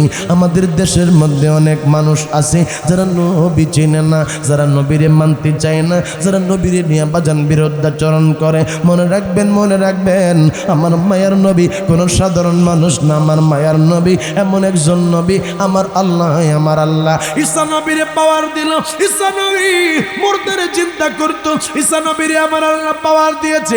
ঈসা আলাইহিস সালাতু ওয়াস সালাম মুর্দা মানুষের জিন্দা করে ফেলাইতো। বাজান আমার মায়ের নবীরে আমার আল্লাহ কি পাওয়ার দিছে আপনি বলতে পারেন? আমার বাবারা, আমার মায়ের নবীরে আমার আল্লাহ আমার পাওয়ার দিছে। ঈসা নবীর সারা জীবনে যত মজেজা, ইব্রাহিম নবীর জীবনে যত মজেজা, হযরতে সুলাইমান নবীর জীবনে যত মজেজা, হযরতে বাজান হযরতে খলিলুল্লাহ, হযরতে ইসমাইল জবিহুল্লাহ, হযরতে জাকারিয়া আলাইহিস সালামের জীবনে যত মজেজা, সব মজেজায় আমার আল্লাহ একাই আমার মায়ের নবীর নবীরে দান করছে। আরেকটা আওয়াজ দিয়া কন্যা সুবহানাল্লাহ। কেমনে বুঝাই ঈসা নবীর কাছে কিছু বেঈমান কিছু বেদুইন আইসা কই ঈসা নবী গো তুমি না আল্লাহর পয়গম্বর, তুমি না মুর্দারে জিন্দা করতে পারো? কই হ্যাঁ আমি পারি। কই তুমি যে মুর্দারে জিন্দা করতে পারো আজকে এটার প্রমাণ আমাদেরকে একটু দাও, তাইলে তোমার কাছে কালেমা পড়ব। কই তোমরা কারে উঠাইলে খুশি হইবা? কই সামনে কবর থেকে উঠাইয়া ফেলো। যেই লোকটা একদিন দুই দিন না 4000 বছর আগে কবরের মধ্যে ঘুমাইছে, এই সামনে কবরের মধ্যে থেকে তোমার উঠাইতে হবে। হযরত ঈসা নবী ওই কবরের পাশে যায় আমার মানিকগঞ্জের মা মাগো ঈসা নবী ডাকে দিয়ে কই কুম্বি দিল্লা আল্লাহর হুকুমে জিন্দা হয়ে যাও। ঈসা নবী এই কথা বলার পরে আমার আল্লাহ ওই কবর থেকে সামনে জিন্দা করে দিল আমার বাবা না ঈসা আলাইহিস সালাতু ওয়াস সালাম। ওই লোকটার চেহারার দিকে তাকায়া দেখে তার দাড়িগুলা পাইকা গেছে, তার চুলগুলা পাইকা গেছে। ঈসা নবী ডাক দিয়া কই শাম তোমার চুলগুলা পাইকা গেছে, তোমার দাড়িগুলা দেখি পাইকা গেছে। তুমি যেই সময় মারা গেছো সেই সময় তো তোমার আমলে মানুষের দাড়ি পাকে না, মানুষের চুল পাকে না, কিন্তু তোমার চুল দাড়ি কি জন্য পাকলো? ওই শাম ডাক দিয়া কই ঈসা নবী গো আমি মারা গেছি একদিন দুই দিন না, আমি 4000 বছর আগে কবরের মধ্যে ঘুমাইছি। আমি তো জানি একটা সময় ইসরাফিল আলাইহিস সালাম সিংহার মধ্যে ফু মারবে। ঈসা নবী আমি মনে করছি কিয়ামত হইয়া গেছে গো, আমার বুঝি আমার আল্লাহর দরবারে দাঁড়াইতে হইব, এই জন্যই আমি বয়ে এই জায়গার মধ্যে দাঁড়াইছি, আমি বয়ে দাঁড়াইছি। আমার মায়ার নবীর কাছে আইসা বাজান কাফেরেরা কইতো ও মুহাম্মদ তুমি আমাদেরকে আজকে এমন কিছু মজেজা দেখাইবা যেইগুলো আমরা জীবনও দেখি নাই। আয় আব্বুজি আমার মায়ের নবী রাহমাতুল লিল আলামিনের কাছে আবু জাহেল বাজান কিছু গোপনে হাতের মধ্যে কইরাই না আমার নবীর কই মুহাম্মদ তুমি একটা যদি আজকে পরীক্ষা দিতে পারো তোমার কাছে কালেমা পড়ে মুসলমান হব। কই কি পরীক্ষা? কই পরীক্ষা হইল আমার হাতের মধ্যে কি আছে এটা বলতে পারলে কালেমা পড়ব। আমার নবী ডাক দিয়া কই চাচা হাতের মধ্যে কি আছে এইটা কি আমি বলবো না হাতের মধ্যে কি আছে এইটা বলবে আমি কে? আবু জাহেল কই সর্বনাশ হাতের মধ্যে যেটা আছে সেইটা বলবে তুমি কে? এরে আমার বাবারা, এরে আমার স্টেজের মধ্যে সুশীল সমাজের আমার শিক্ষিত বাবারা, আমার যুবক বন্ধুরা রে, আমি ধরেন পকেট থেকে কিছু যদি বাহির কইরা আপনারা যদি জিজ্ঞাসা করি আমার হাতের মধ্যে কি আছেন ম্যাক্সিমাম মানুষ বাজান বলতে পারবেন না। আর আমার নবী কই চাচা গো ও চাচা আপনার হাতের মধ্যে কি আছে এইটাই আমারে কইব আমি কে? এইটাই আপনি শুনতে চাননি? কই এটা হইলে তো আরো বেশি ভালো হয়। আমার নবী ডাক দিয়া কই আপনার হাতের মধ্যে কয়েকটা পাথর নিয়ে আসছেন, পাথর তোরা বল আমি কে? ওই পাথর ডাক দিয়া কই ইয়া রাসূলুল্লাহ আপনি হইলেন আল্লাহ পাকের পয়গম্বর, আপনি নবীরে মানব যারা তারা হবে জান্নাতি, আপনি নবীরে মানবে না যারা তারা হবে দোজখী, আপনি রাসূলের পাককে যারা চিনবে তারা হইল ভাগ্যবান, যারা চিনবে না তারা হইল কপাল পোড়া। এই কথাটা শোনার পরে বাজান আবু জাহেল এইভাবে বাজান পাথর গোলান্ডে ফালাইয়া দিয়া কয় আ মুহাম্মদ বড় পাক্কা জাদুতর তুমি হইলা আমার নবীরে আমার আল্লাহ এত মুজিজা দান করল। নবীর 63 বছর জিন্দেগির মধ্যে বাজার 65,000 মুজিজা আল্লাহ দিল।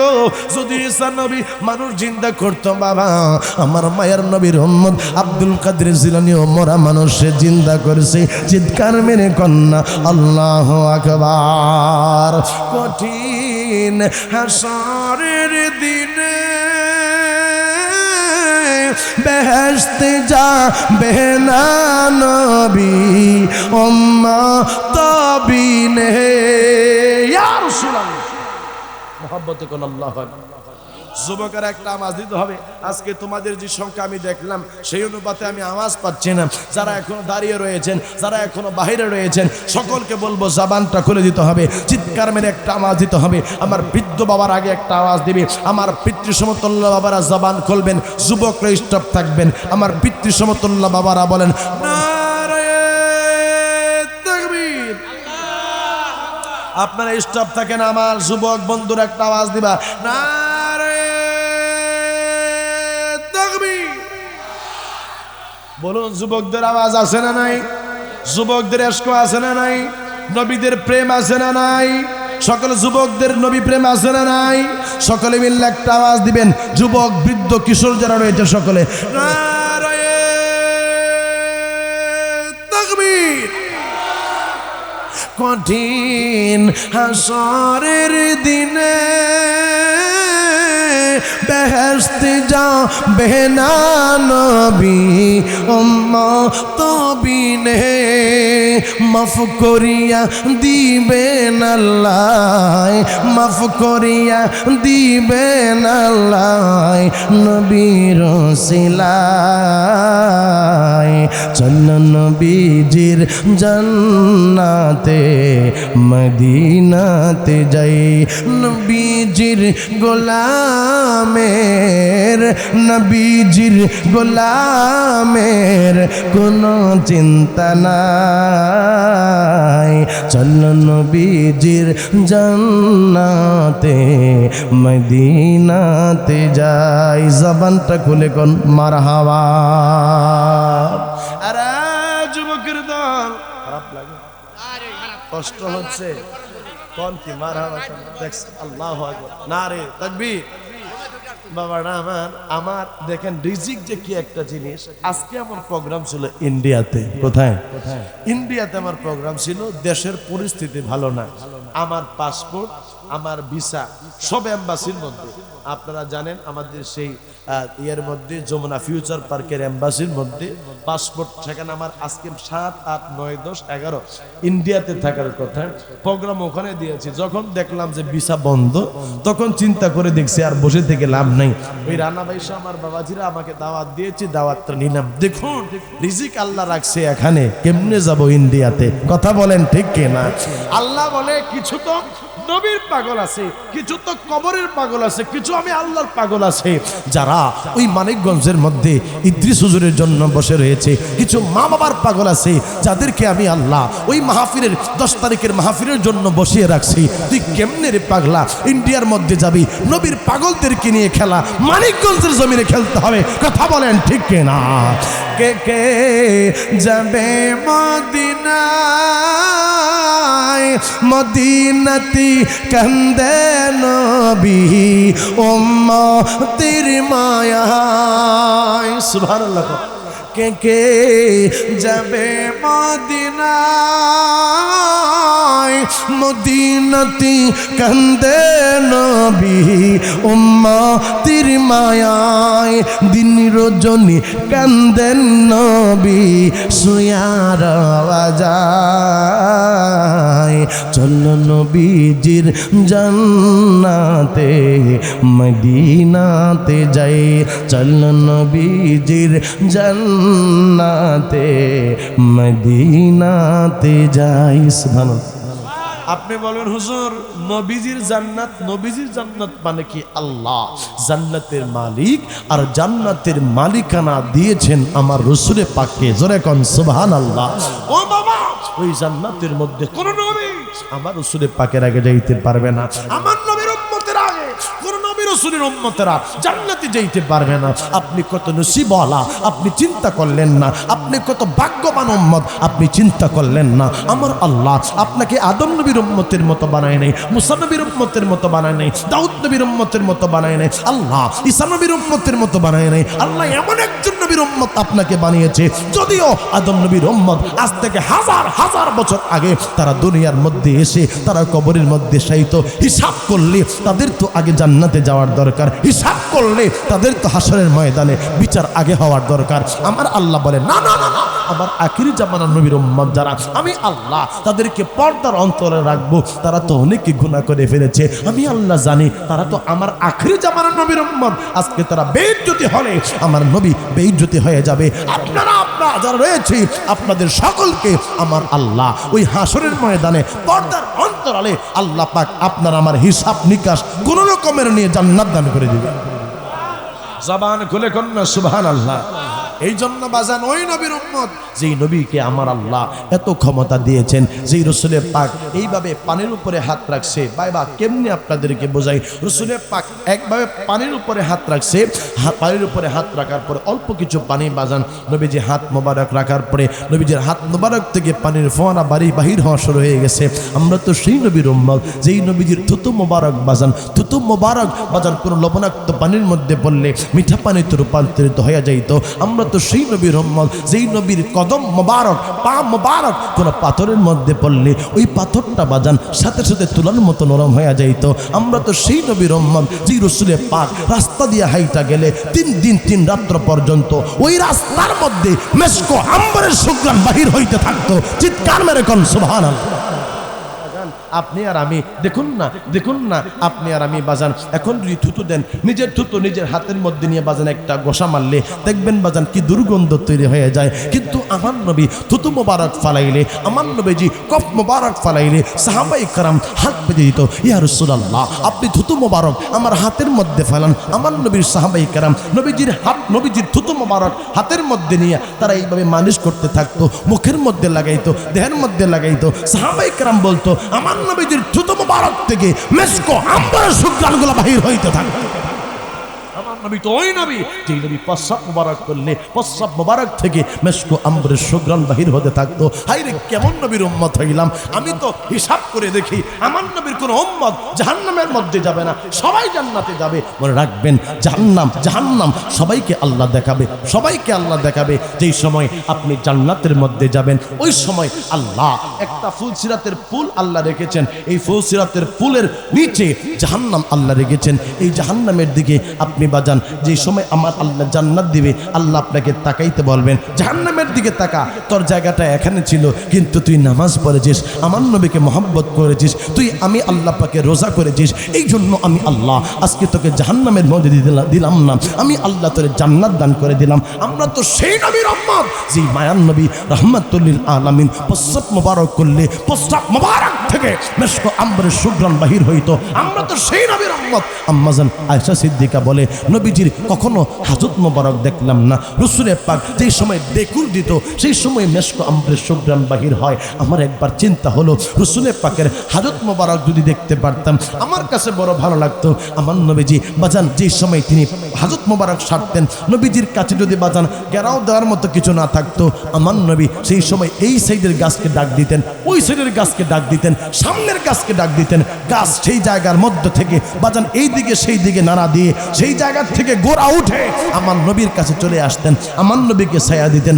আম্মাজান আয়েশা সিদ্দিকা বলে নবীজি একদিন হাজত মোবারক সারলেন, আমি হাজত মোবারকের পরে দৌড়ে আমি চলে গেছি নবীজি যেখানে হাজত মোবারক সারলেন সেটা দেখার জন্য। যে দেখি 3 টুকরা ডিলা পড়ে আছে, ডিলা কুলুপ পড়ে আছে। সর্বনাশ, নবীজির হাজত মোবারক কোথায়? আমি ডিলা কুলুপগুলো হাতে নিলাম, হাতে নেওয়ার পরে আমি দেখি এই ডিলা কুলুপ থেকে মেশকো আম্বরের সুঘ্রাণ বাহির হইতেছে। এই নবীকে তুমি যখন তোমার মতো মনে করেছো, এই নবীকে তুমি যখন তোমার সাথে কম্পেয়ার করেছো তখন বাজান তোমার ঈমান থাকতে পারে না। আওয়াজ দিয়ে বলতে হবে ঠিক কি না? এই নবী এমন একজন নবী যে নবীর ব্যাপারে আল্লাহ বলেছেন ওয়ারাফা'না লাকা যিকরা, আমি আল্লাহ এই নবীর মাকাম এত উঁচা করেছি, ইযা যুকিরতু যুকিরতা মাই, আমি আল্লাহর জিকির যেখানে আমার নবীর জিকির সেখানে। বলবেন হুজুর কেমন কথা আপনি বলেন না বাবা, কালেমার মধ্যে কি আমার আল্লাহ পাকের নামের সাথে আমার নবীজির নাম মোবারক আছে না নাই? বলুন আজকে থেকে কিয়ামত পর্যন্ত কোন মানুষ যদি বলে লা ইলাহা ইল্লাল্লাহ কিন্তু বলে না আমি মুহাম্মদুর রাসূলুল্লাহ বলবো না, আমার যুবকেরা বলবা, আমার শিক্ষিত ভাইয়েরা বলবা, আমার বৃদ্ধ বাবারা বলবা, আপনারা সকলেই বলবেন বাজান কোন মানুষ যদি বলে আমি মুহাম্মদুর রাসূলুল্লাহকে মানি না আল্লাহকে মানি, আপনারা বলেন কিয়ামত পর্যন্ত ওই মানুষ কি মুসলমান থাকতে পারে? আওয়াজ দিয়ে বলেন থাকতে পারে। আমার আল্লাহ আমার নবীকে এমন ভাবে ফিট করেছেন, আজকেই তো ফজরের সময় মসজিদের মধ্যে যেই সময় আযান ফোকানো হবে আশহাদু আন্না মুহাম্মাদুর রাসূলুল্লাহ, যেই জায়গার মধ্যে আযানের মধ্যে আল্লাহ ফিট করেছে, আজকে যদি চিন্তা করেন না না এই আশহাদু আন্না মুহাম্মাদুর রাসূলুল্লাহর মধ্যে আমার দাদার নাম বলবো, আমার দাদার বাবার নাম বলবো, মসজিদের ইমাম সাহেবকে জুতা পিটায় বার করবে, না না না না, আযানের মধ্যে নবীর নাম মোবারক থাকবে। আল্লাহ বলে আমি এমন ভাবে আমার নবীর নাম মোবারক ফিট করলাম, জান্নাতে যাবি, জান্নাতের জন্য ইবাদত করতেছি, জান্নাতের গেটে যায় দেখবি আমার নবীজির নাম মোবারক আমি আল্লাহ লিখে রাখছি। কই যাইবেন, কোথায় যাবেন? জান্নাতে যে আপনি প্রথম যেই জায়গাটার দিকে তাকাবেন সেখানেও দেখবেন আমার নবীর নাম লেখা। আপনি হুরের কাছে যাবেন, হুর, এই হুরের চেহারার মধ্যে, কপালের মধ্যে, ঠোঁটের মধ্যে, চোখের মধ্যে, সিনার মধ্যে আল্লাহ রাসূলের নাম লিখে রাখছে। আপনি কই যাবেন? এই নবীর উম্মত, আমরা সেই নবীর উম্মত। আজকে আমার অনেক ভাইয়েরা সেই রাসূলের পাককে বুঝতে চায় না, সেই নবীর আদর্শ ধরতে চায় না। এমনও মুসলমান আছে, আপনি যদি জিজ্ঞাসা করেন আখিরি জামানার নবীর নাম কি, সে আখিরি জামানার নবীর নামও কইতে পারে না। কথা বলেন ঠিক কি না? আমার বাবারা, বন্ধুরা, শেষ করে দেই 5 মিনিট, হ্যাঁ সমস্যা নাই তো? সকলে জবান খুলে কন্যা মারহাবা, চিৎকার মেরে কন্যা আল্লাহু আকবার। বন্ধু, আমি বলতেছিলাম এই মায়ার নবী, দয়ার নবী, জান্নাতের মালিক যদিও বানাইছে আমার আল্লাহ, আমার আল্লাহ কই আমার নবী কাউরে যদি পারমিশন না দেয় তাইলে সেই মানুষ জান্নাতের মধ্যে যাইতে পারবে না। মনে রাখবা, মনে রাখবা, আমার মায়ার নবী রাহমাতুল লিল আলামিন রে আমি আল্লাহ এত সম্মান দিয়েছি। তুমি যদি আমি আল্লাহরে পাইতে চাও, তুমি আমি আল্লাহরে যদি মহব্বত করতে চাও, কুল ইন কুনতুম তুহিব্বুনাল্লাহ ফাত্তাবিউনি ইউহিব্বুকুমুল্লাহ, আমি আল্লাহরে যদি তুমি ভালোবাসতে চাও তাইলে আমার নবী রাহমাতুল লিল আলামিন রে ভালোবাসো। আমার নবীরে ভালোবাসলে আমি আল্লাহরে ভালোবাসা হয়ে যায়।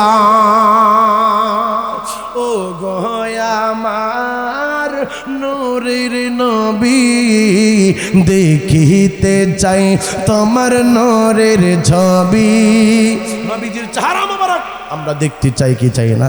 আমরা ওই মৃত্যুর সময় আমাদের পিতার চেহারা, আমাদের মাতার চেহারা, আমাদের সন্তানদের চেহারা দেখলে আমাদের তো লাভ হবে না। আমাদের লাভ হবে কিসে? নবীজির চেহারা মোবারক দেখলে। নবীজির চেহারা মোবারক দেখলে মানুষের জাহান্নামের আগুন হারাম হয়ে যায়। চিৎকার মেরে কন্যা আল্লাহু আকবার। ও গো আমার দয়াল নবী, দেখিতে চাই তোমার নূরের ছবি।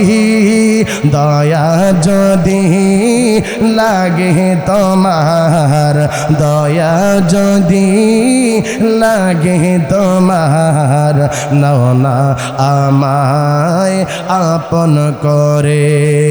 রসুল তোমায় ভালোবাসি, মন হৃদয় উজাড় করে। সুখে তুমি, দুঃখে তুমি, সুখে তুমি, দুঃখে তুমি, বলেন সুখে তুমি, দুঃখে তুমি, চোখে তুমি, বুকে তুমি, তুমি আমার প্রাণ পেয়ারা, তুমি আমার প্রাণ পেয়ারা।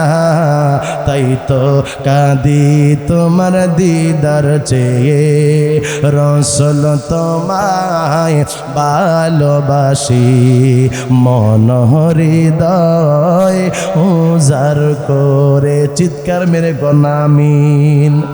আর একটু জবান খুলে কন্যা আমিন। এই জন্য বন্ধু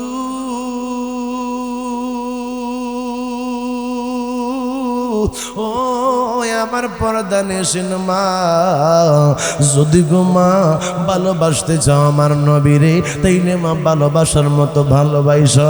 আজ মুখের বাসতে হয় তাইলে আমার মায়ার নবীরে সাহাবায়ে কেরামদের মতো ভালোবাসো।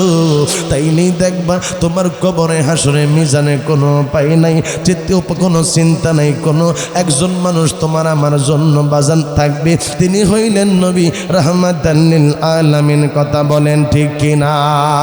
আমি বলতেছিলাম আব্বুজি, আমি বলতেছিলাম আমার মায়ের নবীরে ভালোবাসার মতো ভালোবাসতে হবে।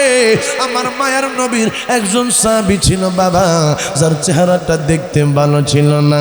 আমার মায়ের নবীর বাজান একজন সাহাবী ছিল, বাজান দেখতে বড় কুচ্ছিত ছিল বাবা, দেখতে বাজান ভালো ছিল না, লোকটা ছিল একবারে খাটো। এই আলোচনাটা আমি কইরা বাবা আপনাদের কাছ থেকে বিদায় নেব, কারণ বাজান আমি চাইছিলাম আমার অনেক আগে দেওয়ার জন্য। গভীর রাত্রে আমি কথা কম বলি, কিন্তু এখন কথা বলতেছি আপনাদের ভালোবাসায়, যেহেতু আপনারা বসতেন বাজান, আপনাদের হক আদায়ের জন্য আমি বলতেছি।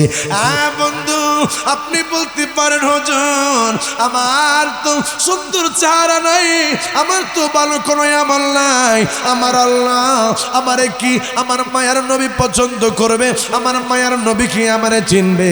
আমার মায়ের নবী কি আমারে দয়া করবেন? আমার মায়ের নবী বাজান মসজিদ নবীর মধ্যে বসে রয়েছেন। এমন সময় আমার মায়ের নবীর সামনে একজন আইসা সালাম দিল। আমার মায়ের নবী মুস্কি হাসি দিয়া বাবা সালামের জবাবটা গ্রহণ করলো। আমার যুবকের দলনে আমার বৃদ্ধ বাবারে যদি সম্ভব হয় আমার নবীর প্রেমে আজকে চোখের পানিটা সাইরা দেন, হয়তো ভাই আজকের এই চোখের পানি আপনার জন্য জাহান্নামের আগুন হারাম হইয়া যাইতে পারে। তারে জিজ্ঞাসা করলো তোমার নাম কি? ওই লোকটা কই আর রাসূলুল্লাহ আমার নাম হলো সাইদ সালাইমি। আমার মায়ার নবী তারে দেখলো, লোকটা একবারে বাইটটা টাইপের মানুষ, একবারে খাটে টাইপের মানুষ। বাজান চেহারাটা সুন্দর না, চেহারার মধ্যে অনেক দাগ আছে। বাজার নাকটা একটু বসা, বাজান দেখলেই জানি কেমন লাগে, খিটখিট টাইপের লাগে। রাহমাতুল লিল আলামিনের কাছে আইসা ওই সাহাবী চোখের পানি ফালায়া কান্না করা শুরু করে দিয়েছে। আমার নবী জিগায়, আরে সাইদ সালামি কি জন্য তুমি কান্দো? ইয়া রাসূলুল্লাহ আমি আপনি নবীজির সব সুন্নাত পালন করলেও একটা সুন্নাত পালন করতে পারি নাই। কই কি সুন্নাত পালন করতে পারো নাই? ইয়া রাসূলুল্লাহ আমি গরিব মানুষ, আমার টাকা নাই, আমার পয়সা নাই। আমি দেখতে ভালো না, এই জন্যই আমি একটা বিবাহ আজকে পর্যন্ত করতে পারি নাই। হুজুর আপনার এই সুন্নতটাই আমার পালন করতে বড় ইচ্ছা লাগে। ইয়া রাসূলুল্লাহ ইয়া হাবিবাল্লাহ আপনি আমারে যদি দয়া করে একটু বিবাহের ব্যবস্থা করে দিতেন। আমার মায়ের নবী কই সাইদ সালামি রে তোমার কি কোনো মেয়ে পছন্দ আছেনি? ইয়া রাসূলুল্লাহ কোনো মেয়ে আমার তেমন কোনো পছন্দ নাই। আমার মায়ের নবী ডাক দিয়ে কয়, রে সাইদ সালামি তুমি কি জানো নি এই মদিনার মধ্যে সবচেয়ে টাকাওয়ালা মানুষটাকে, এই ধনী মানুষটাকে তুমি কি তারে চেনো নি? আমি তো তারে চিনি না। আমার মায়ের নবী কয়, আমি তোমার এই মুহূর্তে বলতেছি তুমি কি জানো নি এই মদিনার মধ্যে সবচেয়ে সুন্দর মহিলাকে? কই ইয়া রাসূলুল্লাহ সেইটা তো আমি জানি না। আমার মায়ের নবী কয়, তুমি তারে না চিনলে আমি নবী তারে চিনি। সবচেয়ে টাকাওয়ালা মানুষকে এইটা আমি নবী জানি, সবচেয়ে সুন্দর নারীকে সেইটাও আমি নবী জানি। আমার সাইদ সালামি যারে যা আমার আব্দুল ওহাবের বাড়ির মধ্যে চইলা যা। আমার ওই সাবি সবচেয়ে বেশি টাকাওয়ালা, সবচেয়ে সুন্দর তার একটা মেয়ে আছে, তুমি যাইয়া বলবা রাহমাতাল লিল আলামিন এই বিবাহের পয়গামের জন্য পাঠাইছে। তুমি যাইয়া কইবা যেন তার মেয়েটারে তোমার সাথে বিবাহ দেয়। ইয়া রাসূলুল্লাহ এইটা কেমন করে সম্ভব? আমার নবী কইছে সালামি আমি মায়ের নবী কইছি তুমি আর দেরি করবা না। ওই সাবি ওই মদিনার সবচেয়ে ধনী মানুষের বাড়িতে যাইয়া গো, তিনি যেই সময় সালাম দিল ওই সময় বাড়ির মালিকটা বাহির হইল। সাইদ সালামির জিগাইল, কে তুমি? তোমারে চিনি না। কই আমার নাম সাইদ সালামি। কই কি জন্য আসছো? কোনো টাকা পয়সা লাগবে নি? কই না টাকা পয়সা লাগবে না, একটা জিনিসের জন্য আপনার কাছে এসেছি। কই কি জিনিসের জন্য এসেছ? কই আমার মায়ার নবী রাহমাতুল লিল আলামিন আপনার কাছে পাঠাইছে। আমার নবী কইছে আপনার বলে একটা মেয়ে আছে? কই হ্যাঁ আছে তো। কই আপনার মেয়েটারে আমার কাছে বিবাহ দেওয়ার জন্য। এবার ওই লোক লোকটা রাগান্বিত হয়ে গেল। রাস্তায় সুলামি, তুমি একটা কালো মানুষ, তুমি একটা বেটে মানুষ, তুমি কেমন করে আমার মেয়ের পয়গাম নিয়ে এসেছো? যেহেতু এসেছো আমি জানতে চাই তোমার কত টাকা আছে। কই আমার কাছে তো কোনো টাকা নাই। তোমার বাড়িঘর কি আছে? কই আমার তো কোনো বাড়িঘর নাই। কই তোমার কোনো সম্পদ আদি আছে নে? কই আমার এমনি কোনো সম্পদ আদি নাই। কই তাইলে কোন হিম্মত নিয়ে আইছো? কই আমি এই হিম্মত নিয়ে আইছি দু জাহানের বাদশা নবী গো আপনার মেয়েরে বিবাহ করার জন্যই আমারে পাঠাইছে। কই না, তুই তো জানোস না এই মদিনার মধ্যে টাকাওয়ালা মানুষগুলা আমার মেয়েরে বিবাহ করার জন্য আমার পিছন পিছন পিছন পিছন ঘোরাঘুরি করতেছে। তাদের কাছে আমার মেয়েরে আমি দেই না। কেমন কইরা তুই বাবলি তুই সাইদ সুলামির কাছে আমার মেয়েরে আমি বিবাহ দিব? যা যা, এখন এই মুহূর্তে আমার এখান থেকে তুই বাহির হয়ে যা। চিৎকার মেরে একটা আওয়াজ দিয়া কন্যা আল্লাহু আকবার। সাইদ সুলামি মনের মধ্যে কষ্ট লয়া, আজকে আমি গরিব, আমি দেখতে ভালো না, আমার টাকা নাই, আমার পয়সা নাই রে, এই জন্য বুঝি তার মেয়ে আমার কাছে বিবাহ দিল না। এই কথাটা চিন্তা করতে করতে যুবকের দলের আরে সাইদ সুলামি আমার নবীজির দরবারের কাছাকাছি চলে আসতেছে। এই দিক দিয়া বাজান ওই মালিকের মেয়েটা বাবারে ডাক দিয়েছে, বাবা গো আপনার কাছে কে আসছিল? মা গো এখন একটা ছেলে আসলো, দেখতে সুন্দর না মা, আবার দেখতে কাটো, আবার টাকা নাই পয়সা নাই মা, তোরে বলে বিবাহ করার জন্য সে আসছে। কই আব্বা আমি কিন্তু ভিতর থেকে সব কিছু শুনছি। কই আব্বা আপনি তো জানেন না, আপনি তো মনে মনে খেলে চিন্তা করছেন ছেলেটার টাকা নাই পয়সা নাই, দেখতে সুন্দর নাই, ইনকাম নাই, এই ছেলের কাছে মেয়ের বিবাহ দিলে আমার মেয়েটা সুখে শান্তিতে থাকবে না। ওই আব্বা আপনি তো এইটাই একটা বার আপনি চিন্তা করলেন না গো, এই পয়গামটা কার কাছ থেকে আসলো? এই পয়গামটা নবী রাহমাতাল লিল আলামিন পাঠাইছে। আরেকটা আওয়াজ দেয়া কন্যা আল্লাহু আকবার। এই জন্যই আমার মানিকগঞ্জের মা, আরে আমার জাগির দিগুলিয়ার মা, আমি জানি আপনারা আমার নবীর জীবন থেকেও বেশি ভালোবাসেন। ও আমার বাবারে, ওই মেয়েটা ডাক দিয়া কই আব্বা যদিও আপনি আমার গার্জিয়ান, আমি জানি আপনি এই বিবাহের মধ্যে রাজি না, কিন্তু আমি আপনার মেয়ে, আমি কিন্তু এই বিবাহের মধ্যে রাজি। বাবা মনে রাখেন আপনি যে আজকে এই পয়গামটা ফিরিয়ে দিছেন, নবী রহমাতুল লিল আলামিন জানলে বড় কষ্ট পাইব। নবী কষ্ট পাইলে আমল দিয়া কি হইব? নবী কষ্ট পাইলে নামাজ দিয়া রোজা দিয়া কি হইব?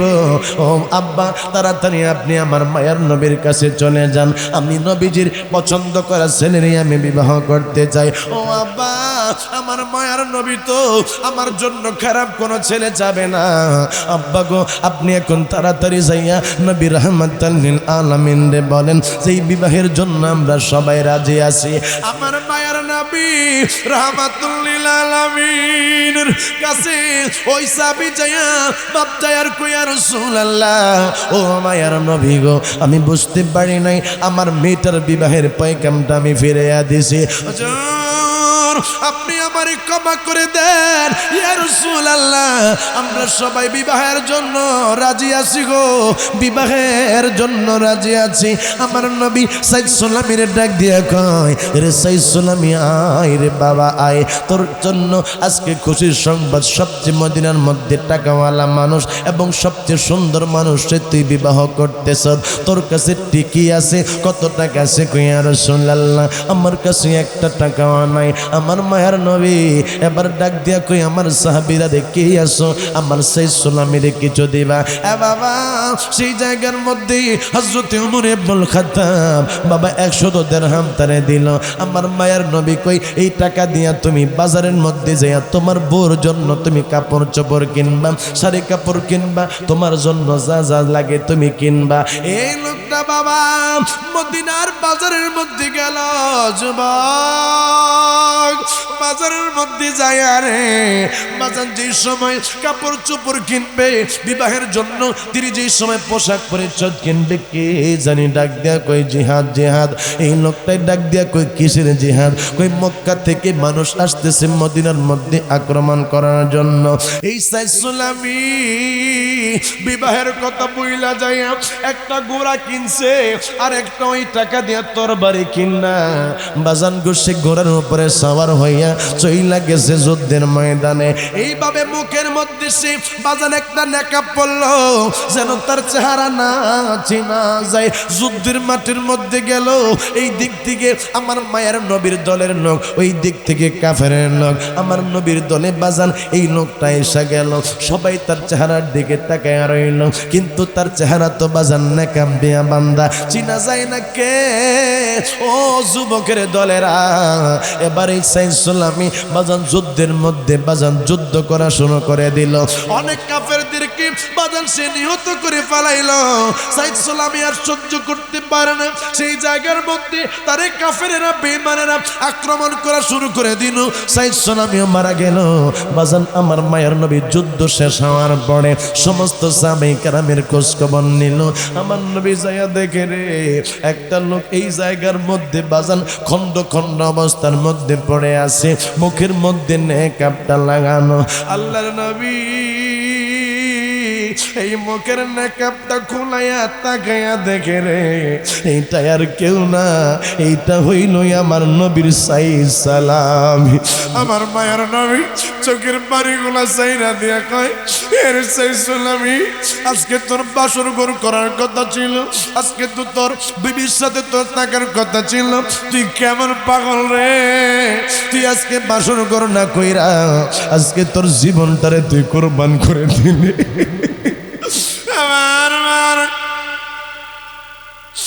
আমার পর্দার শুনে মনে রাখ আমার মায়ের নবী সাইসুলামির লাশ নয় আল্লাহর নবী কান্দে মায়ের নবী গো এই সাইসুলামির জানাজার নামাজটা পড়ায়া আমার মায়ের নবী সাহাবায়ে কেরামদেরকে ডাক দিয়ে কই আমার সাহাবীরা আমার সাইসুলামির লাশটা আমার কান্দের মধ্যে উঠায়া দে আমার মায়ের নবী এই সাইসুলামির লাশটা কান্দের মধ্যে লয়া বাবা এইভাবে পায়ের মধ্যে এইভাবে আঙ্গুলের মধ্যে পর দিয়া দিয়া আটে যেমন সামনে মানুষ পিছনে মানুষ ডাইনে মানুষ আমার নবী হাঁটতে পারে না নবী গো কবরের মধ্যে যায়া আমার নবী সাইসুলামির বাজান কবরের মধ্যে রাইখা আমার মায়ের নবী আল্লাহরে ডাক দিয়া কয় আল্লাহ আমার পাগল রে তোমার কাছে রাখলাম আল্লাহ গো আমার পাগল রে তুমি দেখো এই কথা বললে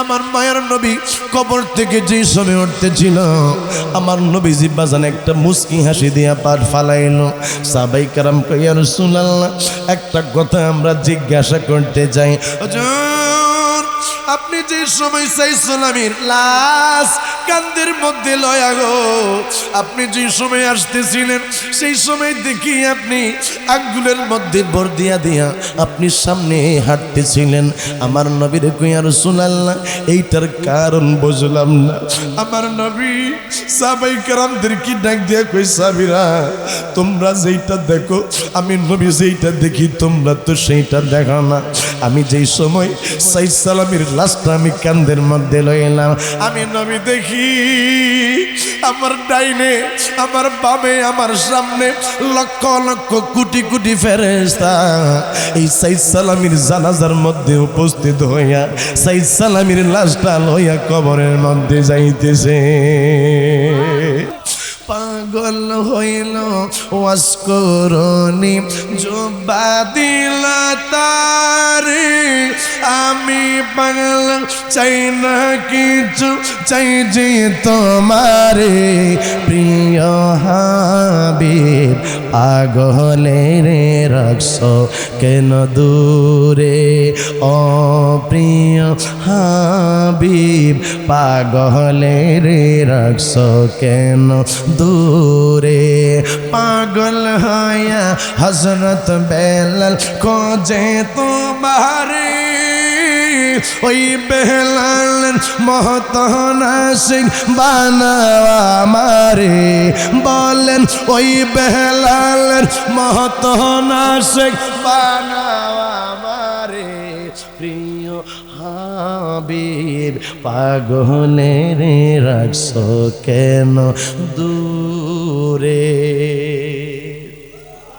আমার মায়ার নবী ডাকে দিয়ে কয় সামিরা রে আমি মায়ার নবী যে সময় আমার সেই সুলামির সোয়া আমি যে সময় উঠতেছিলাম আমি দেখি আকাশ থেকে হুর গেলমানের আসতেছে একটা হুর ডাক দিয়া কয়েক সরে একটু শোনা আমার স্বামীরে আমার কাছে দে আমি দেখি যেই সময় হুরটা দৌড় মারছে রে সেই সময় হুরের সামনের একটা কাপড় সরে গেছে এই জন্য আমি মায়ার নবী মুস্কি হাসি দিয়া নিচের দিকে চেহারাটারে কইরা ফালাইছি এই জন্য যুবক মনে রাখো তুমি কোটি টাকার মালিক হইতে পারো তুমি বড় সুন্দর মানুষ হইতে পারো তুমি শিক্ষিত মানুষ হইতে পারো কিন্তু আমার নবীর প্রেম যদি না থাকে তোমার আমলনামার মধ্যে নামাজ রোজা হজ জিকির আজকার না থাকলে তোমার এই দুনিয়ার টাকা তোমার বাড়িঘর তোমার শিক্ষিত তোমার ঐশ্বর্য তোমার সৌন্দর্যের বিন্দু পড়তে পরিমাণ দাম নাই কথা বলেন ঠিক কিনা এই জন্যই আমার মা বোনদেরকে যুবকদেরকে বলে যাব